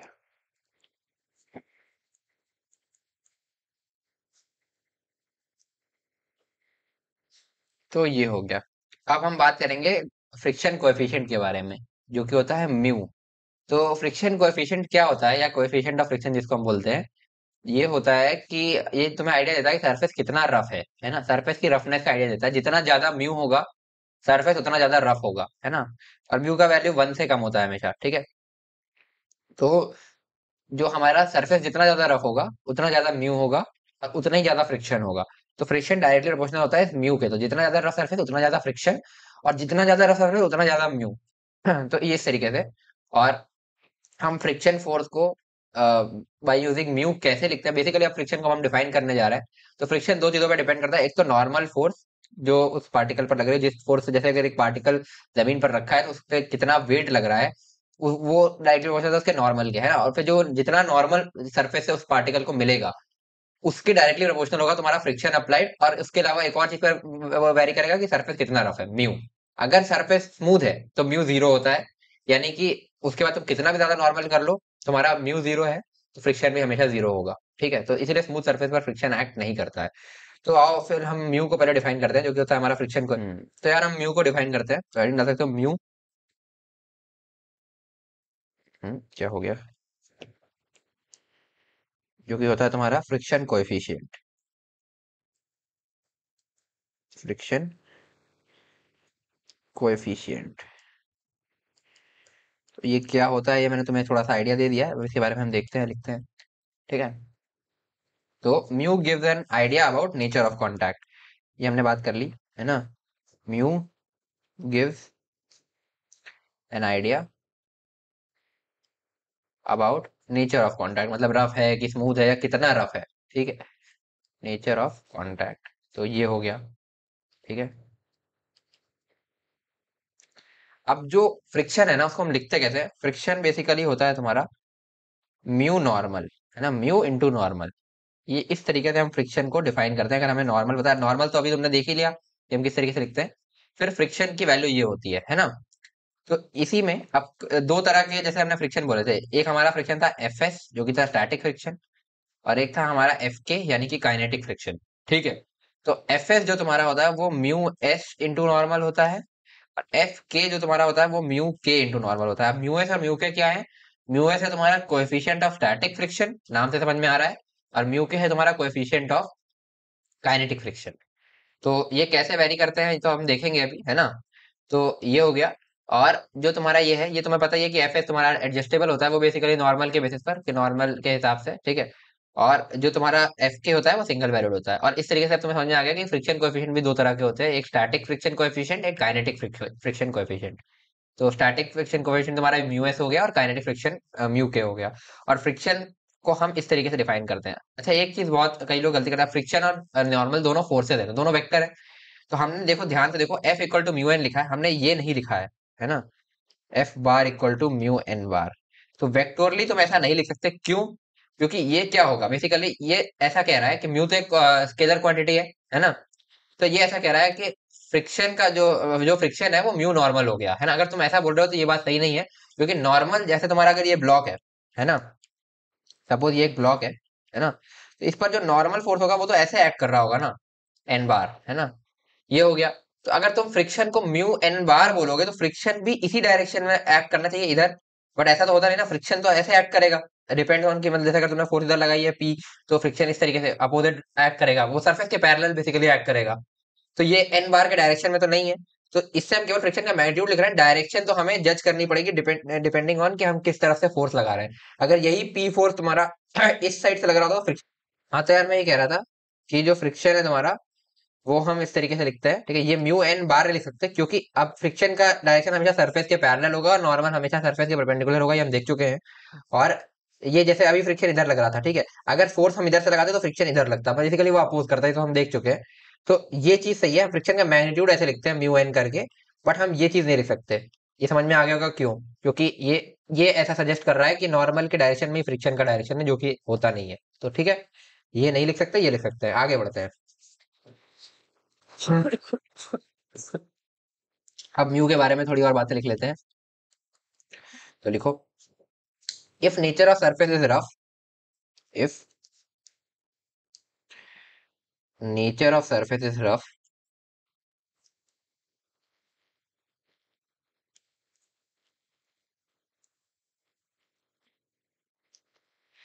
Nature of surface rough, then for such contact surfaces, then for such surface basically mu not equal to zero. तो rough surface के लिए mu non zero होता है, ठीक है।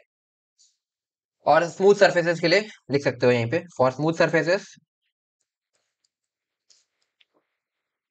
Mu equal to zero. और बाकी म्यू तुम्हारा रफनेस से डायरेक्टली प्रोपोर्शनल होता है, ठीक है। जितना ज्यादा सरफेस रफ होगा उतना ज्यादा म्यू होगा, ठीक है। तो ये हो गया, तो ये भी तुम चाहे तो ध्यान के रख सकते हो, mu directly proportional to roughness, ठीक है। आगे बढ़ते हैं, ठीक। तो और एक चीज हमने देख ही लिया कि म्यू दो टाइप का होता है ना, जैसे एक म्यू एस और म्यू के, ठीक है। म्यू जो है वो दो टाइप का होगा, म्यू एस म्यू के। म्यू एस होगा तुम्हारा कोएफिशिएंट ऑफ स्टैटिक फ्रिक्शन, ठीक है। और म्यू के को हम बोलेंगे कोएफिशिएंट ऑफ डायनेमिक या kinetic friction, dynamic slash kinetic friction,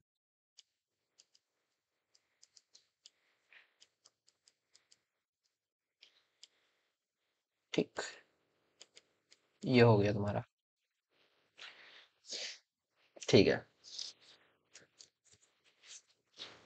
आगे बढ़ते हैं, ठीक है। अब एक चीज होती है जो तुम्हें ध्यान रखनी होगी कि जनरली, है ना, जनरली तुम्हारा जो म्यू एस है वो ग्रेटर देन म्यू के होता है। जनरली म्यू एस जो है वो म्यू के से थोड़ा ज्यादा होता है, बट ये अगर गिवन हो तभी तुम कंसीडर करना। जनरली जो हम क्वेश्चंस देख रहे हैं जेई मेन लेवल के, तो लगभग लगभग सारे और एडवांस लेवल पर भी म्यू एस का जो वैल्यू होता है वो म्यू के बराबर ले लिया जाता है, और केवल एक म्यू बताया जाता है जो कि म्यू एस और म्यू के दोनों होता है। बट अगर दोनों कहीं अलग अलग दिए हैं तो उनको उस हिसाब से कंसीडर करना, और जनरली म्यू एस म्यू के से थोड़ा सा ज्यादा होता है। तो कई जगह पर सेम भी लिया जा सकता है, तो वो डिपेंड ऑन की क्वेश्चन में क्या दिया, but generally mu S mu के से थोड़ा सा ज्यादा होता है। तो देयरफॉर जनरली ही हम कह सकते हैं कि जो एफ एस मैक्स होगा, मतलब स्टैटिक फ्रिक्शन का मैक्सिमम वैल्यू, वो काइनेटिक फ्रिक्शन से थोड़ा सा ज्यादा होगा, ठीक है। मेरे ख्याल से ये भी कोई दिक्कत नहीं आ रही होगी, क्योंकि ये होता है म्यू एस नॉर्मल और ये होता है तुम्हारा म्यू के नॉर्मल, है ना। तो basically mu S normal F S max होता है, ठीक है। एफ एस नहीं होता, F S mu S normal से कम भी हो सकता है डिपेंडिंग ऑन द सिचुएशन, जैसे हमने पिछले जो वो पी फोर्स वाला एग्जांपल लिया था। हाँ, तो एफ एस मैक्स होता है तुम्हारा म्यू एस इंटू नॉर्मल, और एफ के होता है तुम्हारा म्यू के इंटू नॉर्मल। तो अब जैसे हमने वो पहले एग्जांपल लिया था कि जो ये ऊपर अभी देख दिखा देता हूँ, है ना। तो ये वाला जो हमने एग्जांपल लिया था कि 1 न्यूटन 2 न्यूटन, तो जब ये मैक्सिमम से कम 6 न्यूटन से कम जितनी बार भी लग रहा था, तो मतलब इसका म्यू एस इंटू नॉर्मल होगा 6 न्यूटन, ठीक है। बट ये 4 न्यूटन भी लग रहा था, अगर हम इसको 4 रख रहे थे, पी को हम 2 रख रहे थे, तो ये 2 भी लग रहा था, है ना। तो वो value mu S into normal यानी कि 6 से कम थी, लेकिन मैक्सिमम वैल्यू 6 न्यूटन थी। तो एफ एस मैक्स हम लिखते हैं म्यू एस इंटू नॉर्मल, और एफ के जो तुम्हारा होता है, क्योंकि वो तो सेम ही एक सिंगल वैल्यूड फंक्शन है, तो उसको हम लिखते हैं म्यू के इंटू नॉर्मल। तो ये यहाँ पर लिख सकते हो पॉइंट ध्यान रखने के लिए, ये इंपॉर्टेंट चीज है क्योंकि ये क्वेश्चन में यूज होती है। तो तुम्हारा जो एफ एस मैक्स है उसको हम डिफाइन करते हैं as mu S into normal. बाकी तुम क्वेश्चंस देखोगे तो और क्लियर होगा। तो अभी हम देखते हैं एफ के तुम्हारा म्यू के इंटू नॉर्मल। तो ये दोनों चीजें बहुत इंपॉर्टेंट है, इनको ध्यान रखना, ठीक है। चलो, तो और यहाँ से तुम्हें समझ में आ ही गया होगा कि जो तुम्हारा एफ एस है उसकी रेंज होती है 0 से लेकर के म्यू एस इंटू नॉर्मल, मतलब मैक्सिमम वैल्यू ये है एफ एस मैक्स, और 0 से कुछ भी हो सकती है डिपेंडिंग ऑन द सिचुएशन। ये मैं कई बार बोल चुका हूँ, बार बार रिपीट नहीं करूंगा, ठीक है। अब हम एक्टिंग फ्रिक्शन का फोर्स एफ के साथ ग्राफ बनाएंगे, है ना। ठीक है, तो देखते हैं, है ना। तो अब हमारा टारगेट है कि सपोज ये है हमारा, ठीक है, एक ब्लॉक रखा है इस तरीके का, एम मास का। इस पर हमने इस तरीके से कुछ एफ फोर्स लगा रखा है, ठीक है। तो इस पर अब कुछ फ्रिक्शन ऐड करेगा, है ना। उसको मैं बोल रहा हूँ एफ एक्टिंग या फिर एक्टिंग फ्रिक्शन। तो अब इस एक्टिंग फ्रिक्शन का हम एफ के साथ वेरिएशन देखेंगे, मतलब एफ को हम 0 से लेकर के बढ़ाना शुरू करेंगे तो एक्टिंग फ्रिक्शन पर क्या फर्क पड़ता है ये हम देखते हैं। तो सबसे पहले हम बात करेंगे, इसमें दो केस हो सकते हैं, एक हमारा कि म्यू एस म्यू के बराबर हो, और एक हमारा म्यू एस म्यू के बराबर ना हो, जिसमें जनरली हमने बोला म्यू एस थोड़ा सा ज्यादा होता है म्यू के। बट अभी हम मान के चल रहे हैं, let mu S equal to mu K equal to mu, ठीक है, जो कि जनरली क्वेश्चंस में गिवन होता है, ठीक है, ज्यादातर क्वेश्चन ऐसे ही आते हैं। तो अब हम ग्राफ बनाएंगे acting friction F acting versus this force capital F. ठीक है, देखते हैं। तो जब तुम कैपिटल एफ को लगाना शुरू करोगे, तो जैसा हमने एग्जांपल लिया था, जैसे वही एग्जांपल के साथ में तुम्हें दिखाता हूँ, तुम्हें ज्यादा इजी पड़ेगा। सपोज एफ एस मैक्स की वैल्यू वही 6 न्यूटन है ना। और एफ को अगर तुमने बढ़ाना शुरू किया, है ना, तो एफ को तुम अगर देखोगे, अगर तुम यहाँ से एफ को बढ़ा करके, अभी जीरो है तो जीरो ही रहेगा एक्टिंग फ्रिक्शन भी, वन किया तो ये भी वन हो गया, टू किया तो ये भी टू हो गया, थ्री किया तो ये भी थ्री हो गया, और ऐसे ही करते करते सिक्स किया तब तक। हाँ, तो यार ये कह रहे थे कि ये जैसे इसको सिक्स किया तब तक ये सिक्स रहा, ठीक है। तो जीरो से सिक्स तक, यानी कि जीरो से एफ एस मैक्स तक जितना हम इसको लगाते रहे एफ को, उतना ही हमारा एफ एक्टिंग रहा। तो सपोज एक एफ एस मैक्स वैल्यू होगी, जो कि होगी तुम्हारी म्यू इंटू नॉर्मल, है ना, इस केस में। ये सपोज एफ एस मैक्स है ना, जो कि तुम्हारी म्यू नॉर्मल भी है ना। तो जीरो से तुम इसको बढ़ाना चालू करोगे, जीरो पर जीरो, फिर उसके बाद ये बढ़ते बढ़ते जब तक एफ एस मैक्स आएगा, जितना एफ होगा उतना ही एफ एक्टिंग होगा, ठीक है। तो ये भी बेसिकली जो कैपिटल एफ है, ये भी तुम्हारी एफ एस मैक्स के बराबर पहुंच गई है, ठीक है। तो ये इतना रहा, ठीक है, इस तरीके से। अब इसके बाद जैसे ही, जो हमारे एग्जाम्पल में बेसिकली 6 न्यूटन है, ठीक है, एग्जाम्पल वाला यहाँ पे लिख दे रहा हूँ, ठीक। अब जैसे ही तुम इसको सिक्स से ऊपर करोगे, एफ को सेवन किया, एट किया, तो ये तो सिक्स ही लगता रहेगा ना, ठीक है। तो ये तो अब बढ़ेगा नहीं, तो इसके बाद तुम जितना भी एफ को बढ़ाते चले जाओ, एफ एक्टिंग तुम्हारा एफ के ही रहेगा, जो कि म्यू नॉर्मल है। तो वो यहाँ से अब एक कांस्टेंट पकड़ लेगा, और इसी कांस्टेंट पर ये पूरा आगे तक चलता रहेगा, जितने भी तुम एफ को बढ़ा दो इस तरीके से, ठीक। तो ये हो गया। तो ये अंडर द कंडीशन है कि म्यू एस म्यू के दोनों बराबर है म्यू के, ठीक है। तो अब यहाँ पर इन ग्राफ के बारे में थोड़ा सा यहीं पर मैं लिख देता हूँ, ठीक है। तो पहले इधर वाले पार्ट का लिख देते हैं, है ना। ये वाला जो पार्ट है तुम्हारा, इसमें क्या कह रहा है, जो एफ एक्टिंग है तुम्हारा, वो एफ के बराबर है, ठीक है। There is no relative motion but tendency of relative motion. तो इस टाइम पर there is no relative motion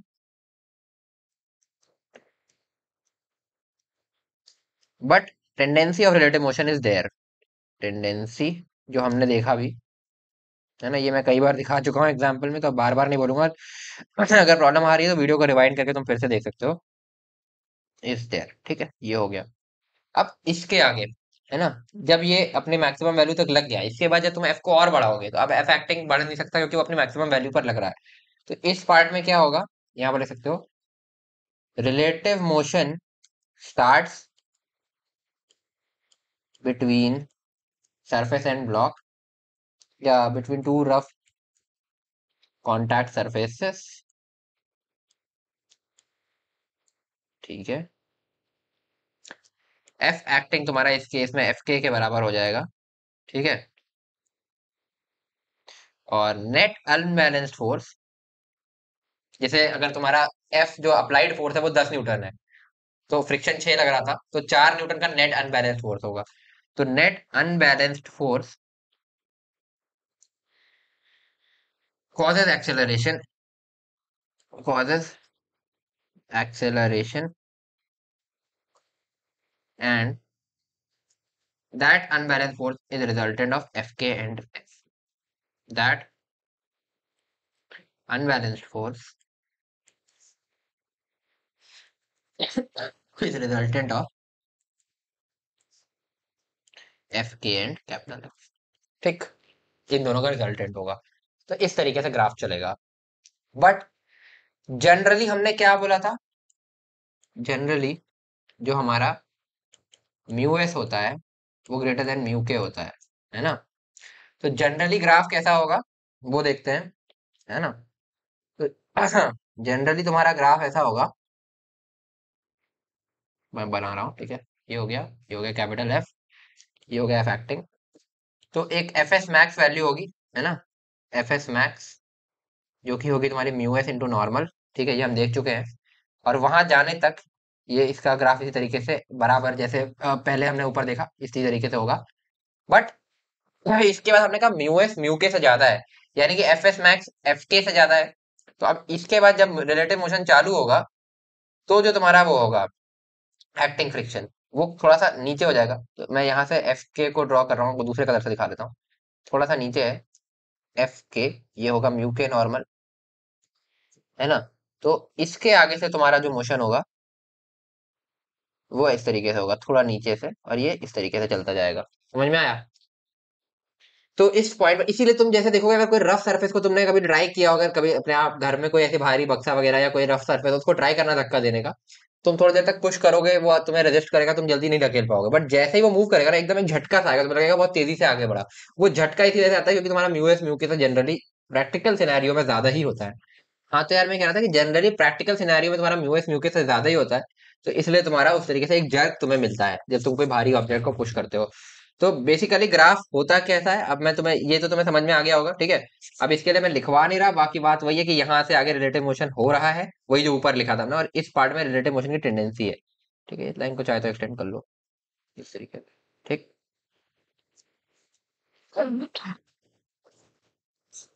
FS max तक, ठीक। ये हो गया, है ना। अब इस पार्ट को मैं लिखा नहीं रहा, वही चीज है, ठीक है। तो एक्चुअली अब ग्राफ होता कैसा है, इस तरीके से डिसकंटिन्यूअस ग्राफ नहीं होता है।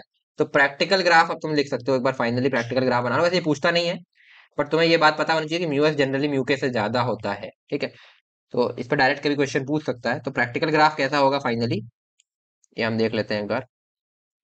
ये होता है कुछ ऐसा, ये है कैपिटल एफ, ये है तुम्हारा एफ एक्टिंग। तो ये एफ एस मैक्स तक जाएगा इस तरीके से, बढ़ते बढ़ते, फिर ये इस तरीके से एक कर्व लेता है, और फिर उसके बाद ये ऐसे निकल जाता है। अब मेरे ख्याल से क्लियर हो गया होगा, ठीक है। और ये जो पीक है ना, ये होती है तुम्हारी एफ एस मैक्स, और जो ये वैल्यू आगे कंटिन्यू हो रही है ना, इससे आगे से, ये होती है तुम्हारी एफ के। तो ये होता है प्रैक्टिकल ग्राफ, इस तरीके का प्रैक्टिकली ग्राफ होता है। कंटिन्यूअस ग्राफ होता है, यहाँ पर हमने डिसकंटिन्यूअस बना दिया था, तो कंटिन्यूअस होता है प्रैक्टिकली जो डिटरमाइन किया गया है, तो ये है।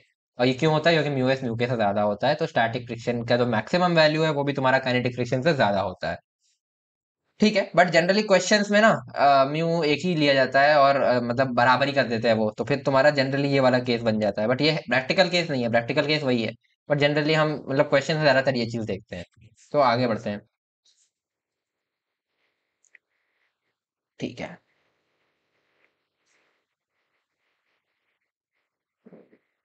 तो अब एक आध क्वेश्चन करते हैं जिससे तुम्हें थोड़ा सा इसका आइडिया क्लियर हो जाएगा, ठीक है, कि फ्रिक्शन वगैरह लग कैसा रहा है। एक आध बेसिक क्वेश्चन ऐसे कॉन्सेप्चुअल वाले।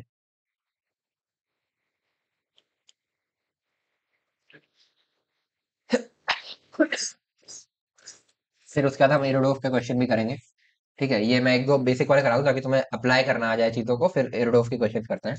तो देखो, a block is lying on a horizontal surface. A block is lying on a horizontal surface.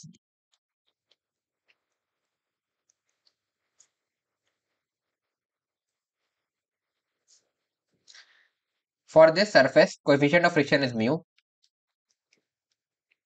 For this surface,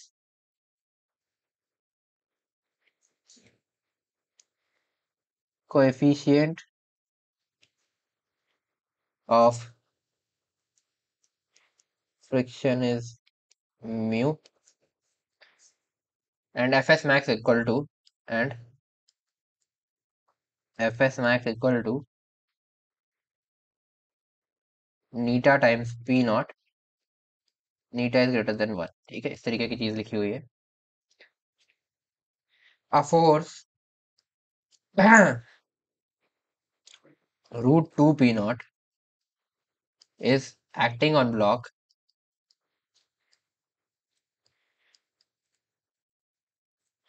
at an angle theta,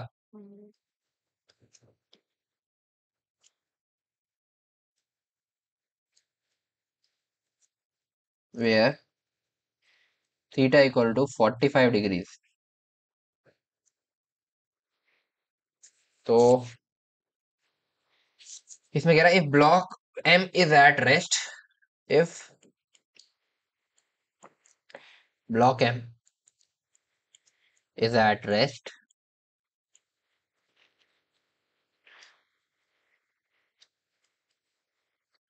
then find force applied by surface on the block. ठीक है, तो एक बार pause करके try करो, फिर मैं बताता हूँ आपको। अच्छा,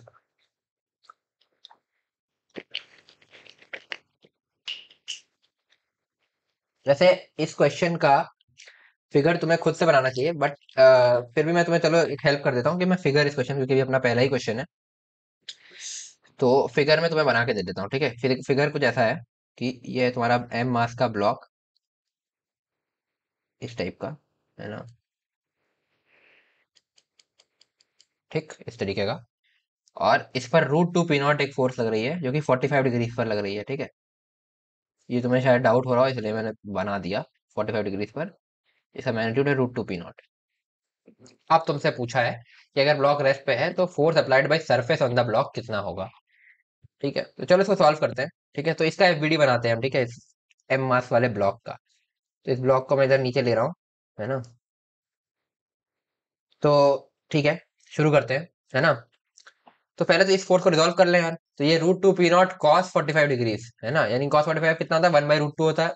तो रूट 2 इंटू 1/√2 तुम्हारा 1 बचेगा, तो ये केवल पी नॉट हो जाएगा इस तरफ। और सिमिलरली इधर साइन में भी पी नॉट हो जाएगा। तो मेरे ख्याल से चीज क्लियर हो गई होगी, ये बताने की जरूरत नहीं, अब ये बहुत बार कर चुके हैं हम, है ना। तो एक फोर्स ये हो गई पी नॉट, नीचे की तरफ इस डायरेक्शन में। ये मैंने शिफ्ट कर दिया, बेसिकली यहाँ ले लिया। ठीक है, ये हो गई तुम्हारी एक और पी नॉट। फिर एक इसका एम जी होगा, वो मैं इधर लिख दे रहा हूँ। फिर एक नॉर्मल होगा, जो इसको ऐसे बैलेंस आउट कर रहा होगा। ठीक है, और फिर एक फ्रिक्शन होगा, जो इसको इस तरीके से अपोज कर रहा होगा। ठीक है, अब ये कह रहा है कि ब्लॉक हमेशा रेस्ट पर है, तो एक्स और वाई दोनों डायरेक्शन में तुम्हारी नेट फोर्स जीरो होनी चाहिए। तो एक्स में जीरो करेंगे तो हम कह देंगे F equal to P nought. ठीक, एक चीज ये क्लियर हो गई। और वाई में करेंगे तो हम लिखेंगे N equal to P nought plus M G. ठीक है, ये हो गया। Okay, hmm, hmm. तो एक इक्वेशन वाली हो गई। तो अब इसमें क्या है, कोई और एक इन्फॉर्मेशन हम जो छोड़ रहे हो अभी, तो इसमें यहाँ पर ये भी लिखा है कि एफ एस मैक्स वाला नीटा टाइम्स पी नॉट है।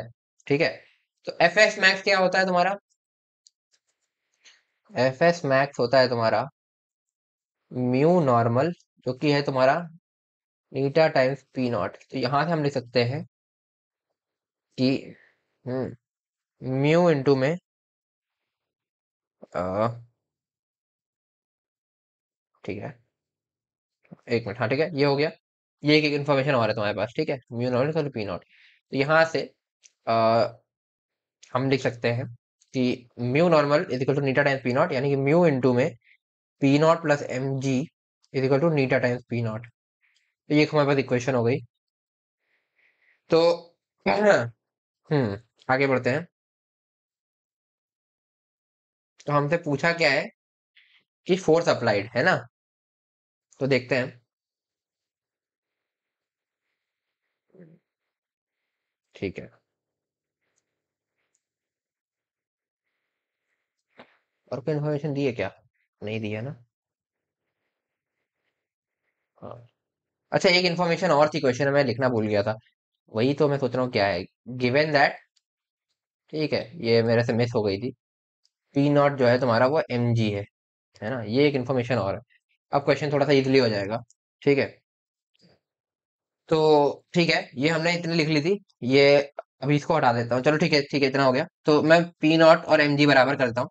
तो इसकी जगह मैं यहाँ पर पी नॉट की जगह मैं इसको एम जी लिख देता हूँ। ठीक है, एम जी, इसको भी लिख देता हूँ एम जी, है ना।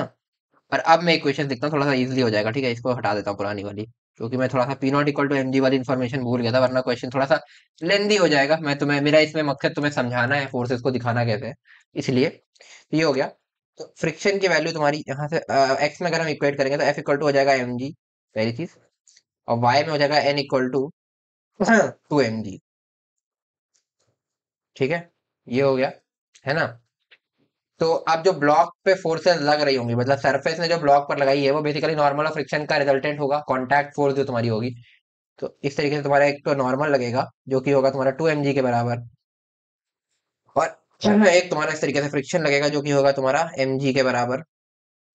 तो तुम्हारा आंसर हो जाएगा जो कॉन्टैक्ट फोर्स का मॉड जो ये पूछ रहा है, वो हो जाएगा अंडर रूट ऑफ 2 mg का स्क्वायर प्लस mg का स्क्वायर।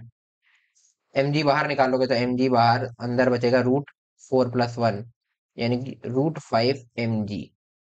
ये तुम्हारा आंसर हो जाएगा। ठीक, ये हो गया, यही था।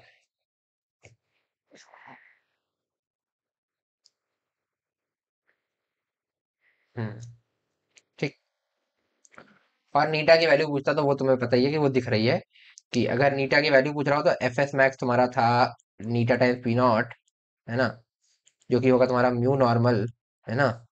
तो ये नीटा टाइम्स पी नॉट, यानी पी नॉट को मैं mg लिख दे रहा हूँ, is equal to mu into में नॉर्मल तुम्हारा 2 mg है ना। तो नीटा इक्वल टू 2 म्यू निकल करके आ जाएगा, ये एक चीज और आ जाएगी। ठीक है, तो ये है। आगे बढ़ते हैं। तो ये एक सिंपल ऐसे बस एप्लीकेशन समझने के लिए था, ठीक है, कि फ्रिक्शन नॉर्मल कैसे हम फोर्सेस बैलेंस करेंगे, फ्रिक्शन को लिखेंगे कैसे। ठीक, आगे बढ़ते हैं। तो एक क्वेश्चन और ले लेते हैं इस तरह का, फिर रूफ के क्वेश्चंस पर आएंगे, है ना। तो क्वेश्चन है हमारा इस तरीके का, पहले एक फिगर दिया है इसमें, तो इसको ड्रॉ कर लो,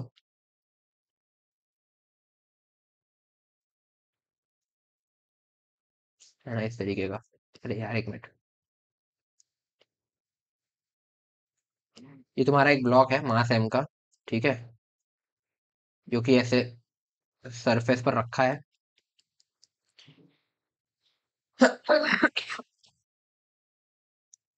इस पर एक फोर्स ऐसे लग रहा है एफ का, और एक फोर्स इस तरीके से लग रहा है 5F का, और ये एंगल दिया है तुम्हें थीटा, और थीटा की वैल्यू दी हुई है 37 डिग्री। तो ये इतनी इन्फॉर्मेशन तुम्हें इसमें गिवन है, और एक इन्फॉर्मेशन और गिवन है कि एफ की वैल्यू है mg के बराबर। ठीक है, ये दो क्वेश्चन, दो इन्फॉर्मेशन गिवन है। तो पूछा क्या क्या है, पहली चीज, calculate frictional force acting on the block, calculate frictional force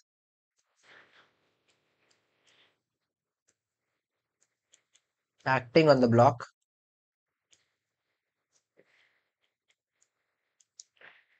second part है, if block is moving find its acceleration,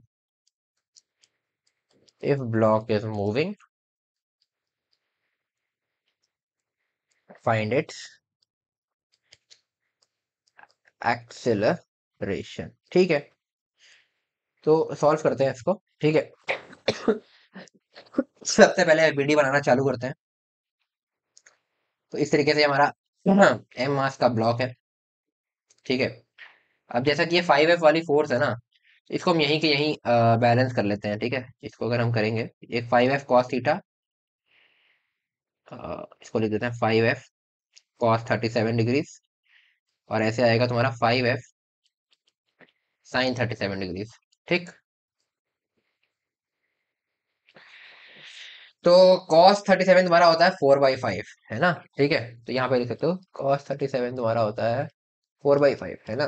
तो जो इधर वाली फोर्स थी वो थी कितनी, 5F cos 37 डिग्री, यानी कि 5F इंटू 4/5। इसको मैं डायरेक्टली 4F लिख दूं, ठीक है, ये हो गया 4F। और सिमिलरली जो तुम्हारी ऊपर से लगने वाली फोर्स थी, वो थी तुम्हारी साइन 37, तुम्हारा हो जाएगा फिर क्या कहते हैं 3/5, है ना। तो ये 3/5 इंटू 5F हो जाएगी, यानी कि 3F। तो ये हमने इस वाली फोर्स को तो बैलेंस कर दिया, इसका काम खत्म। फिर एक ये F लग रही थी, ये हो गई F। इसके अलावा इस पर एक इसके वेट की फोर्स mg लग रही होगी, और एक इस पे नॉर्मल लग रहा होगा, इधर से n लिख देता हूँ। ठीक है, तो ये इसका पूरा वीडियो हमने बना लिया। ठीक है, इतने ही फोर्सेस इस पर लग रहे होंगे। अब हाँ देखो, सरफेस पर तो ये रखा ही है, तो वाई डायरेक्शन में तो तुम्हारी फोर्सेस बैलेंस्ड होंगी। ठीक है, और एक फोर्स और होगी क्योंकि सरफेस रफ है ना। तो फ्रिक्शन लग रहा होगा, फ्रिक्शन जनरली किधर लग रहा होगा, तो तुम देखो अभी जो सिनेरियो है उसमें 4F इस साइड है और F इस साइड है, तो नेट इस साइड में 3F का फोर्स है। तो इसको अपोज जो करना चाहेगा फ्रिक्शन, वो फ्रिक्शन जो हमारा होगा वो बेसिकली ऐसे लग रहा होगा इस डायरेक्शन में। ये कितना लग रहा होगा ये भी हम कैलकुलेट करते हैं। तो पहली बात, सबसे पहली चीज हमारे दिमाग में आई कि वाई डायरेक्शन में फोर्स जीरो है ना, वाई डायरेक्शन में तो फोर्स जीरो है। तो उसको हम लिखेंगे 3F plus mg is equal to normal. और हमें एक चीज गिवन थी कि F equal to M G है, तो 3 mg plus M G equal to normal, ऐसे लिख सकते हो 3 mg plus M G is equal to normal. यहाँ से हमारा नॉर्मल निकल करके आएगा 4 mg।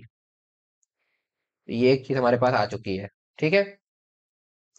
और हाँ, एक चीज और गिवन थी यहाँ पर कि सरफेस का म्यू 0.5 है, म्यू इक्वल टू 0.5 है, ठीक है। तो म्यू 0.5 है। तो अब हम दूसरा काम हमारे दिमाग में तुरंत आएगा कि फ्रिक्शन निकालना है, तो पहले एफ एस मैक्स लिख लेते हैं कि कितना हो सकता है। तो वो होगा तुम्हारा म्यू नॉर्मल, वो होगा 0.5 × 4 mg, यानी कि वो कितना हो गया 2 mg, है ना। और नेट अभी हमारे पास इस ब्लॉक पर इस डायरेक्शन में 3F यानी कि 3 mg का फोर्स है। तो फ्रिक्शन की मैक्सिमम वैल्यू ही 2 mg है। तो फ्रिक्शन रोक तो पाएगा नहीं, है ना, बट अपोज जरूर करेगा, मतलब 2 mg का फ्रिक्शन लग रहा होगा। तो हमारा पहला पार्ट तो सॉल्व हो गया कि F acting is equal to F max, और ये एफ के है क्योंकि यहाँ पे म्यू सेम है, वही जो मैंने जैसे तुम्हें कहा, वो होगा तुम्हारा 2 mg। तो ये हो गया तुम्हारा फ्रिक्शन, एक्टिंग फ्रिक्शन। अब इसने दूसरे पार्ट में कहा था अगर ब्लॉक मूव कर रहा है तो एक्सेलरेशन कितना होगा। तो अब तुम देखो, अगर 3 mg ये है और ये 2 mg है, तो नेट नेट अब ब्लॉक पे सिनेरियो क्या बन रहा है कि इस साइड पर mg फोर्स लग रहा होगा, ठीक है, नेट फोर्स, जो बेसिकली ये 4F और F से हमने बनाया है ये, और एक ये फ्रिक्शन 2 mg जो हमने वाइट से दोनों दिखाए हैं, तो नेट नेट mg लग रहा होगा लेफ्ट साइड में। तो नेट फोर्स हमारा हो जाएगा, तो एक्सेलरेशन होगा नेट फोर्स यानी कि mg अपॉन मास यानी कि m इज इक्वल टू जी, और डायरेक्शन होगी ये लेफ्टवर्ड इस तरीके से, ठीक है, जो फिगर में दिख रही है। तो अल्टीमेटली ब्लॉक का सिनेरियो ये होगा कि इस पर नेट फोर्स इधर था पहले हमारा 3 mg का, इसको अपोज किया 2 mg के फ्रिक्शन ने, जिसकी वजह से अब नेट फोर्स हुआ इधर mg, और इसकी वजह से एक्सेलरेशन हो गया g। तो यही है तुम्हारा आंसर। तो ये हो गया।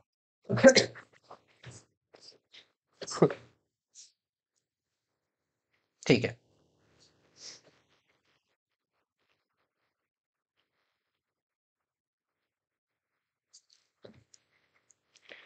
अब इसमें तुम्हें दो पार्ट में होमवर्क दे रहा हूँ, ठीक है, इसको खुद से ट्राई करना, ठीक है। और अगर आंसर आ जाए तो कमेंट में डाल के जाना कि आंसर क्या आया था। तो थर्ड पार्ट है तुम्हारा, force applied by surface on the block. ये तुम्हारा होमवर्क है, ठीक है। इसको कमेंट जरूर करना, आंसर जिसका जिसका आ जाए। और कोई डाउट हो, अगर होमवर्क में डाउट हो तो तुम मेरे को कमेंट सेक्शन में वो भी डाल देना कि इसमें ये सॉल्व नहीं हुआ या कोई डाउट है, तो मैं फिर इसको अगले वीडियो में लूंगा, अदरवाइज मैं इसको छोड़ दूंगा, क्योंकि बहुत इजी क्वेश्चन है, हो सकता है तुमसे हो ही जाए, है ना। फिर इसको मैं आगे बताऊंगा नहीं। अगर angle made by this force with horizontal, ठीक है। ये तुम्हारा होमवर्क है, इसको तुम ट्राई करना। चलो, दिस ये कौन सी फोर्स की बात कर रहा है, यही फोर्स जो हमने इस क्वेश्चन में हम निकालेंगे वही है ना, जो सरफेस ब्लॉक पर लगा रहा है। तो ये हो गया तुम्हारा दोनों पार्ट। आंसर जरूर कमेंट करना, और अगर आंसर ना आए तो भी कमेंट करना कि भाई डाउट आ रहा है, तो फिर मैं अगली क्लास में इसको बता दूंगा, ठीक है। हाँ, तो जैसा कि मैंने स्टार्टिंग बोला था कि हम इरोडोव के एक आध क्वेश्चन भी क्लास के एंड में लेंगे। खैर आज क्लास बहुत लंबी हो गई है, बट क्योंकि मैंने बोला था तो एक एक या दो क्वेश्चन हम इरोडोव के आज कर लेते हैं। बाकी नेक्स्ट सेशन हो सकता है मोस्ट प्रोबेबली तुम्हारा ज्यादातर क्वेश्चंस पर ही होगा, तो उसमें हम और बहुत सारे क्वेश्चंस करेंगे। तो एक क्वेश्चन लेते हैं इरोडोव का। तो ये बेसिकली आईई इरोडोव का, ठीक है,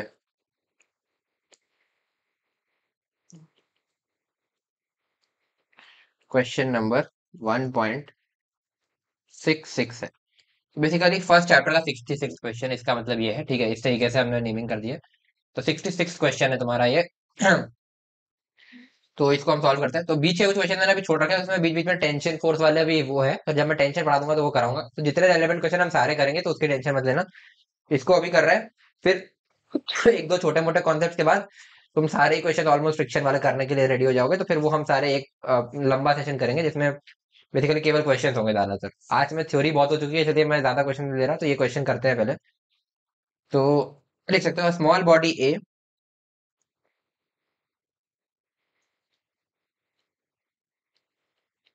start sliding down from the top of a wedge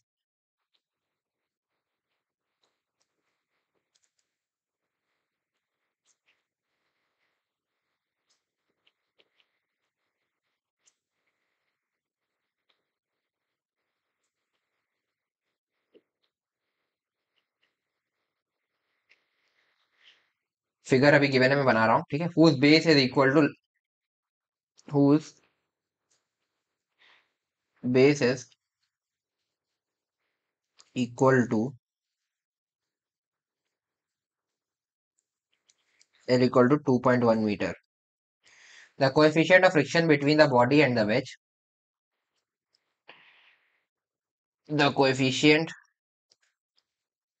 of friction between the body and the wedge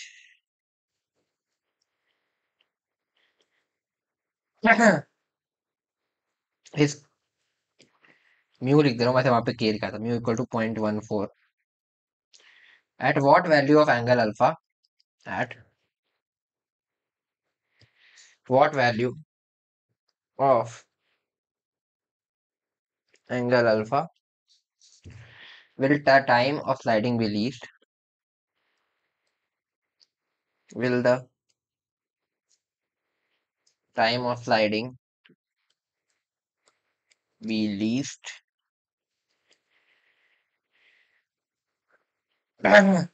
what will it be equal to. तो अब फिगर बना देता हूँ मैं इसके नीचे। तो फिगर तुम्हें इस तरीके का गिवन है कि ये एक तुम्हारा वेज है इस टाइप का,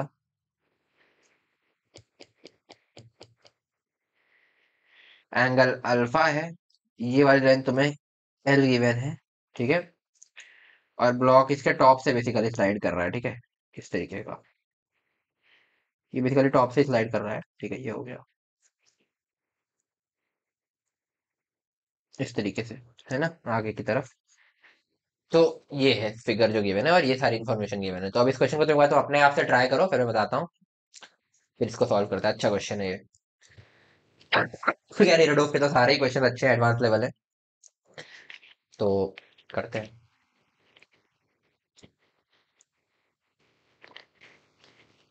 हम्म तो आओ देखते हैं। ये कह रहा है small body A start sliding down from the top of a wedge whose base is equal to 2.1 metre. Coefficient of friction दे दिया तुम्हें 0.14 के बराबर। तो अल्फा की कितनी वैल्यू हो कि जो है ब्लॉक का स्लाइडिंग टाइम लीस्ट हो। तो देखते हैं। तो अल्फा बेसिकली तुम्हारा वैरी कर रहा है ना। तो स्लाइडिंग टाइम लीस्ट करना है ना। तो पहली बात, हम इस पर इस ब्लॉक का एफबीडी बनाने की कोशिश करते हैं सबसे पहले, है ना। तो इस तरीके से तुम्हारा ब्लॉक है ना। चलिए यार थोड़ा ढंग से बन जाता, रुको फिर से बना देता हूँ। ये टेढ़े ब्लॉक बनाने में बहुत दिमाग खराब होता है। इस तरीके का तुम्हारा ब्लॉक है ना, जो कि तुम्हारा इस तरीके से सरफेस पर मूव कर रहा है, जिसका आगे एंगल अल्फा है, ठीक है। तो इस ब्लॉक पर क्योंकि इसका कुछ मास होगा, तो सपोज एक फोर्स तो इस पे एम जी एक्ट कर रहा होगा इसका, ठीक है, ये।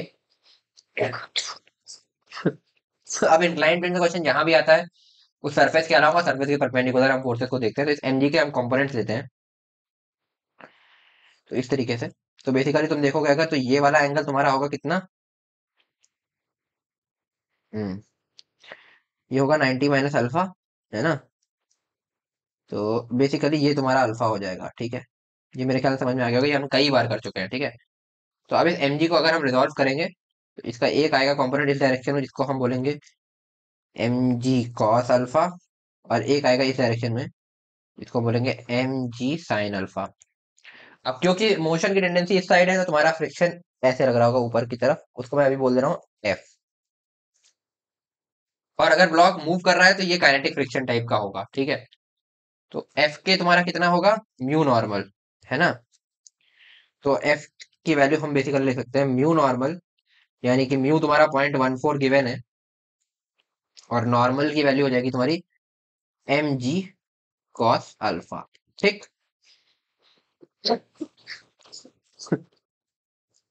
तो बेसिकली अब इस डायरेक्शन में नेट फोर्स होगा, क्योंकि ये M G sine alpha basically F के से ज्यादा ही होगा, तभी ये मूव कर रहा है। तो एक्सेलरेशन राइट साइड डाउनवर्ड होगा नेट, तो नेट एक्सेलरेशन तुम्हारा कितना होगा, M G sine alpha, minus 0.14 mg cos alpha upon, एक काम करते हैं ना, अभी 0.14 हम बाद में रख लेंगे, इसको म्यू ही रखते हैं, थोड़ा सा सॉल्विंग में इजी होगा। Mu mg cos alpha upon m। तो एक्सेलरेशन तुम्हारा कितना निकल करके आ गया यहाँ से, g sin alpha minus mu mg cos alpha, ये m हट गया basically, mu G cos alpha, क्योंकि m और m कैंसिल आउट हो गए ऐसा, ठीक। ये हो गया तुम्हारा नेट एक्सेलरेशन। तो अब सिनेरियो ऐसा है, तो इसको मैं बना रहा हूँ, ये है ब्लॉक, इसको यहाँ से यहाँ नीचे तक आना है, इसका नेट एक्सेलरेशन ये हमने यहाँ पे लिखा हुआ है, ठीक है। और ये डिस्टेंस कितना होगा, क्योंकि अब देखोगे तुम ध्यान से, तो अगर ये एल है, ये अल्फा है, तो ऐसे बना रहा हूँ, ठीक है। तो ये जो डिस्टेंस, इसको मैं अगर डी बोल दूं, यहाँ से यहाँ तक वाली डिस्टेंस जो इसको कवर करनी है, डी, तो हम एक चीज लिख सकते हैं कि डी कॉस अल्फा जो है तुम्हारा, वो एल के बराबर होगा। यहाँ से मैं लिख सकता हूँ कि एल जो है वो डी सेक अल्फा हो जाएगा, और एक्सेलरेशन जो भी हो, अगर alpha for a given value of alpha, ये एक्सेलरेशन कांस्टेंट है ना। तो कांस्टेंट एक्सेलरेशन ध्यान आते ही सबसे पहले हमारे दिमाग में क्या आना चाहिए, equation of motion. Equation of motion यहाँ पर हम कौन सी यूज करें, हमारे पास एक तो डिस्टेंस है और एक एक्सेलरेशन है। तो हम यहाँ पर बेसिकली दो चीजें कर सकते हैं, V square equal to U square plus 2 as, है ना। बट उसका कोई फायदा नहीं है। हम यहाँ पर बेसिकली हमें क्वेश्चन में पूछा गया है कि टाइम मिनिमम कब होगा और वो कितना होगा, तो हमें तीसरी चीज चाहिए टाइम। तो हम यहाँ पर इक्वेशन लगाएंगे S equal to U T plus half A T square वाली। अब क्योंकि ये रेस्ट से चालू हुआ था, तो ये तो जीरो हो जाएगा क्योंकि यू जीरो है, तो S equal to half A T square हो जाएगा, है ना। तो टी स्क्वायर तुम्हारा हो जाएगा 2s/a, है ना। तो टी स्क्वायर की वैल्यू लिखते हैं, यानी कि ये हो जाएगा 2l/a हमारे केस में, है। हाँ 2s/a, ठीक है, 2d/a बेसिकली हमारे केस में, क्योंकि ये हमने वैल्यू को डी बोला था। ये क्या लिख दिया मैंने, हाँ ये बेसिकली गलत लिख दिया। ये हो जाएगा D equal to L sec alpha, ठीक है। तो अब हम इसको लिखेंगे 2l sec alpha upon, acceleration की वैल्यू क्या थी, g sine alpha minus mu जी कॉस अल्फा। तो लिख सकते हैं g sine alpha minus mu ji cos of alpha, ठीक है। ये हो गया, ये टी स्क्वायर की वैल्यू है। तो टाइम की वैल्यू क्या होगी, इसी का अंडर रूट, ये हो जाएगा 2l sec अल्फा अपॉन जी साइन अल्फा माइनस म्यू जी कॉस अल्फा, ठीक है। तो ये हो गया, है ना। अभी ऊपर नीचे दोनों सेक अल्फा ये वो बना हुआ है, तो इसको हम बेसिकली, ये पहले तो एक बॉक्स में कर लो कि इस वैल्यू के आगे भी हमें जरूरत पड़ेगी। इसको थोड़ा सा मॉडिफाई करते हैं, है ना। तो हम ऊपर नीचे अगर कॉस अल्फा से मल्टीप्लाई कर दें, तो टाइम हो जाएगा तुम्हारा, है ना, 2l sec alpha into cos alpha, तुम्हारा 1 बचेगा, है ना। और नीचे g sine alpha cos alpha minus mu जी कॉस स्क्वायर अल्फा, इस तरीके का बन गया। तो अब अल्फा से वेरी केवल डिनोमिनेटर कर रहा है, ये तो कांस्टेंट है ना। तो for time to be minimum, for time to be minimum, हमारा डिनोमिनेटर मैक्सिमम होना चाहिए, डिनोमिनेटर शुड बी मैक्सिमम, है ना। यानी कि इस डिनोमिनेटर वाले फंक्शन को मैं कुछ बोल दे रहा हूँ, सपोज मैं इसको बोल दे रहा हूँ कोई फंक्शन y बोल देता हूँ, ठीक है। तो जो y है हमारा, वो है g sine alpha cos alpha minus mu जी कॉस स्क्वायर अल्फा, ये मैक्सिमम होना चाहिए, है ना। तो basically D Y by D alpha में जीरो कर दूं, तो मेरे को मैक्सिमम मिल जाएगा। तो मैं इसको करता हूँ। अब ये साइन कॉस को मैं डबल डिफरेंशिएशन प्रोडक्ट रूल से भी कर सकता हूँ, बट मैं ये कर सकता हूँ कि साइन अल्फा कॉस अल्फा में अगर मैं 2 से मल्टीप्लाई डिवाइड करता हूँ, तो अगर मैं 2 से मल्टीप्लाई डिवाइड करता हूँ, तो 2 साइन अल्फा कॉस अल्फा हमारा बन जाएगा साइन 2 अल्फा, है ना। तो इसको मैं लिख सकता हूँ जी साइन 2 अल्फा, ये वाई की वैल्यू लिख रहा हूँ, ठीक है, अपॉन 2, ठीक है, माइनस म्यू जी कॉस स्क्वायर अल्फा, ठीक है। अब D Y by D alpha करते हैं, है ना, जिसको हमें जीरो करना है, तो इसको हम करेंगे, तो ये साइन 2 अल्फा का हो जाएगा कॉस 2 अल्फा, तो जी बाई 2 अलग रहेगा, फिर आएगा अपना कॉस 2 अल्फा, और फिर 2 अल्फा को करेंगे तो 2 बचेगा, तो ये 2 से 2 कट जाएगा ऐसे, माइनस म्यू जी कॉस स्क्वायर अल्फा, तो कॉस स्क्वायर अल्फा का 2 कॉस अल्फा होगा, पहले म्यू जी तो अलग कर लो, कॉस स्क्वायर अल्फा का हो जाएगा 2 कॉस अल्फा, फिर कॉस अल्फा का हो जाएगा माइनस साइन अल्फा, तो इसको मैं प्लस कर दे रहा हूँ बेसिकली, और यहाँ पर साइन अल्फा लिख दे रहा हूँ, ठीक, ये हमें करना है 0, है ना। तो यहां से मैं लिख सकता हूँ two G, sorry G cos two alpha, G cos two alpha plus two sine alpha cos alpha, फिर साइन टू अल्फा बन जाएगा mu G sine two alpha is equal to 0, है ना। तो जी तो मैं काट दे रहा हूँ, नॉन जीरो क्वांटिटी है, तो ये मैं काट दे रहा हूँ डायरेक्टली। तो यहाँ से मैं लिख सकता हूँ tan अल्फा, सॉरी बेसिकली एक स्टेप और लिख देता हूँ वरना डाउट होगा तुम्हें। तो मैं लिख सकता हूँ mu sine two alpha is equal to minus cos two alpha. तो यहाँ से मैं लिख सकता हूँ tan टू अल्फा, जो कि कॉस को इधर ले आए, is equal to minus one by mu, tan two alpha equal to minus one by mu. तो ये एक कंडीशन आ गई, जब ऐसी अल्फा की वैल्यू होगी। तो अल्फा की वैल्यू कितनी हो गई, टू अल्फा की वैल्यू होगी tan inverse of one by mu,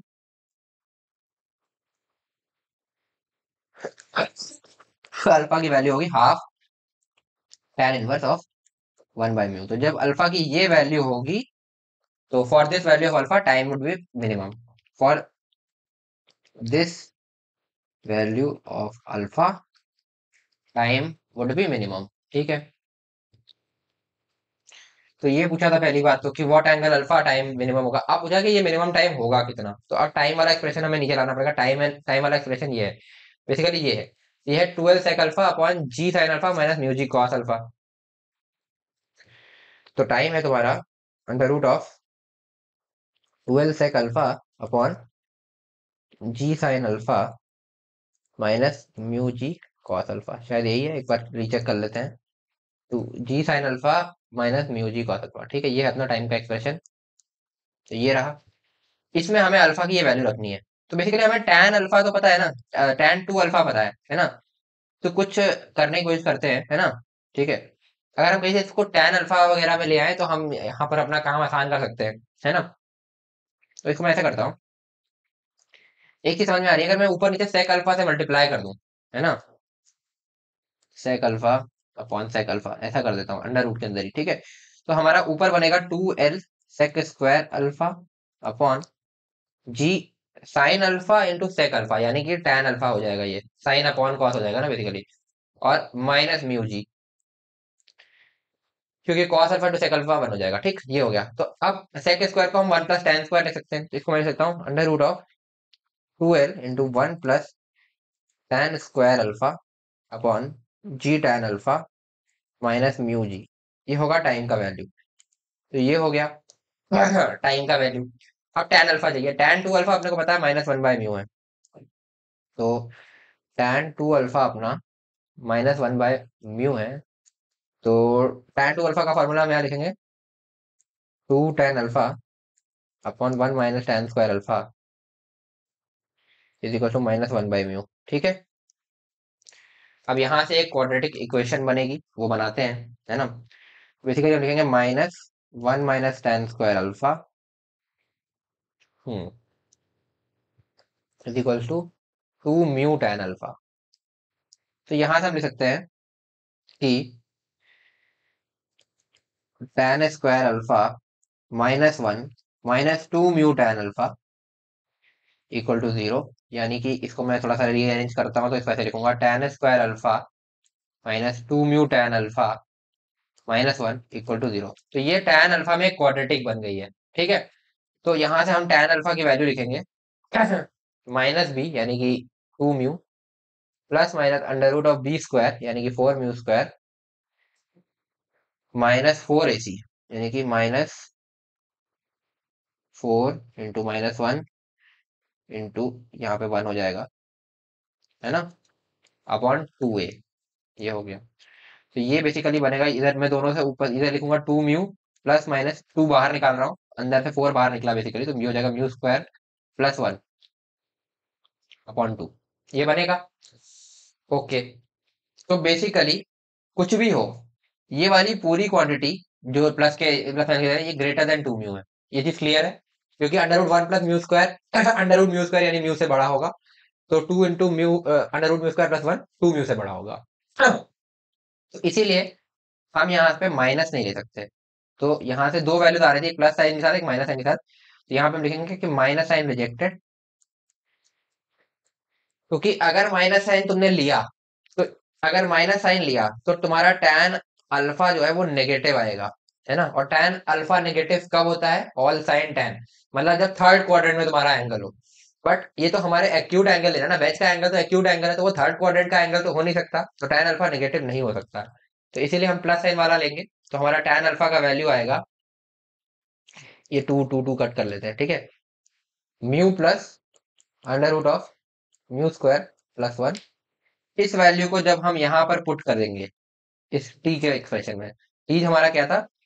T था हमारा under root of 2l into में 1 plus tan square alpha upon g tan alpha minus mu g. शायद यही था, देख लेता हूँ एक बार। हाँ, इसमें जब हम tan अल्फा की वैल्यू ये पुट करेंगे, mu plus under root mu square plus one, ठीक है, तो जो टाइम की वैल्यू आएगी वही हमारा आंसर होगा। तो अब बहुत लंबा हो जाएगा, क्लास वैसे ही बहुत ज्यादा खिंच रही है, तो इसमें बस ये वैल्यू पुट कर लेना tan अल्फा की, तो तुम्हें आंसर मिल जाएगा, ठीक है, इस तरीके से। तो इस तरीके से हम इस क्वेश्चन को अप्रोच करना था। तो इसमें की पॉइंट यही था यार कि तुम्हें ये देखना था कि पहली बात तो इक्वेशन ऑफ मोशन समझनी थी कि कांस्टेंट एक्सीलरेशन की इक्वेशन लगाओगे। दूसरा एक बहुत बड़ी गलती मैंने लोगों को इसमें करते देखा है, वो क्या करते हैं ना, वो बेसिकली इस डिस्टेंस को कांस्टेंट मान के केवल एक्सेलरेशन को मैक्सिमम करने पे लग जाते हैं। तो एक्सेलरेशन को मैक्सिमम नहीं करना, हमें टाइम को मैक्सिमम करना है। और टाइम के लिए हम, क्योंकि एक्सेलरेशन के टाइम टाइम बेसिकली दो चीजों पर डिपेंड कर रहा है, एक्सेलरेशन एज वेल एज तुम्हारा क्या कहते हैं ये, हाँ, ये बेसिकली दो चीजों पर डिपेंड कर रहा है, तुम्हारा एक्सेलरेशन एज वेल एज तुम्हारा क्या कहते हैं ये डिस्टेंस। तो डिस्टेंस के साथ हमें इस तरीके का एक फंक्शन बनाना पड़ेगा, क्योंकि वो जो डिस्टेंस कवर्ड है ना, वो भी तुम्हारा अल्फा पर डिपेंड कर रहा है, अल्फा बढ़ाने पर घटाने पर वो डिस्टेंस भी चेंज हो रही है, तो इसलिए हमें पूरा इस तरीके से, अरे भाई क्या है, एक मिनट, है ना। तो हमें पूरा इस तरीके से लेना पड़ेगा, ये पूरा फंक्शन बना करके और फिर सॉल्व करना पड़ेगा। तो ये एक की पॉइंट था इस क्वेश्चन का। और एक ये चीज हमें समझ में आनी चाहिए थी कि हमें इक्वेशन ऑफ मोशन लाना है। तो काइनेमेटिक्स प्लस एनएलएम का मिक्स्ड क्वेश्चन है और काफी अच्छा क्वेश्चन है। तो ऐसे बहुत सारे अच्छे क्वेश्चन है यार, बट आज क्योंकि लेक्चर वैसे ही ऑलरेडी बहुत लंबा हो चुका है, मुझे कराने थे एक दो क्वेश्चन और थे, बट अब नेक्स्ट क्लास में हम थोड़ा सा एक आध छोटे मोटे कॉन्सेप्ट है, बाकी ज्यादातर क्वेश्चन पे ही हमारा फोकस रहेगा। तो नेक्स्ट क्लास बेसिकली एक तुम्हारी प्रॉब्लम सॉल्विंग टाइप की क्लास होगी, तो उसमें बहुत अच्छे अच्छे क्वेश्चन है मेरुडोफ के सॉल्व करेंगे। तो इतने आज के लिए इतने ही रखते हैं यार। तो मेरे ख्याल से जितना भी बताया तुम्हें समझ में आ गया होगा। अब तुम्हें फ्रिक्शन और नॉर्मल में कोई डाउट नहीं होना चाहिए, और कॉन्टैक्ट फोर्स तुम्हें क्लियर हो गया होगा बिल्कुल भी। तो अगर कोई भी डाउट है तुम कमेंट सेक्शन में पूछ सकते हो, और कमेंट में साथ में ये भी डाल देना टाइम स्टैम्प कि कितने टाइम पर तुम्हें वो डाउट आया था। अगर तुमने लेक्चर एंड तक देखा तो डन कमेंट करके जाना। और वीडियो अगर तुम्हें जरा भी हेल्पफुल लगी हो तो वीडियो को लाइक करना और अपने दोस्तों के साथ शेयर करो यार, जितना भी कर सकते हो। और चैनल को तुमने अभी तक सब्सक्राइब नहीं किया तो सब्सक्राइब कर लो। तो मिलते हैं यार नेक्स्ट वीडियो में। Till then stay motivated and keep studying. Bye.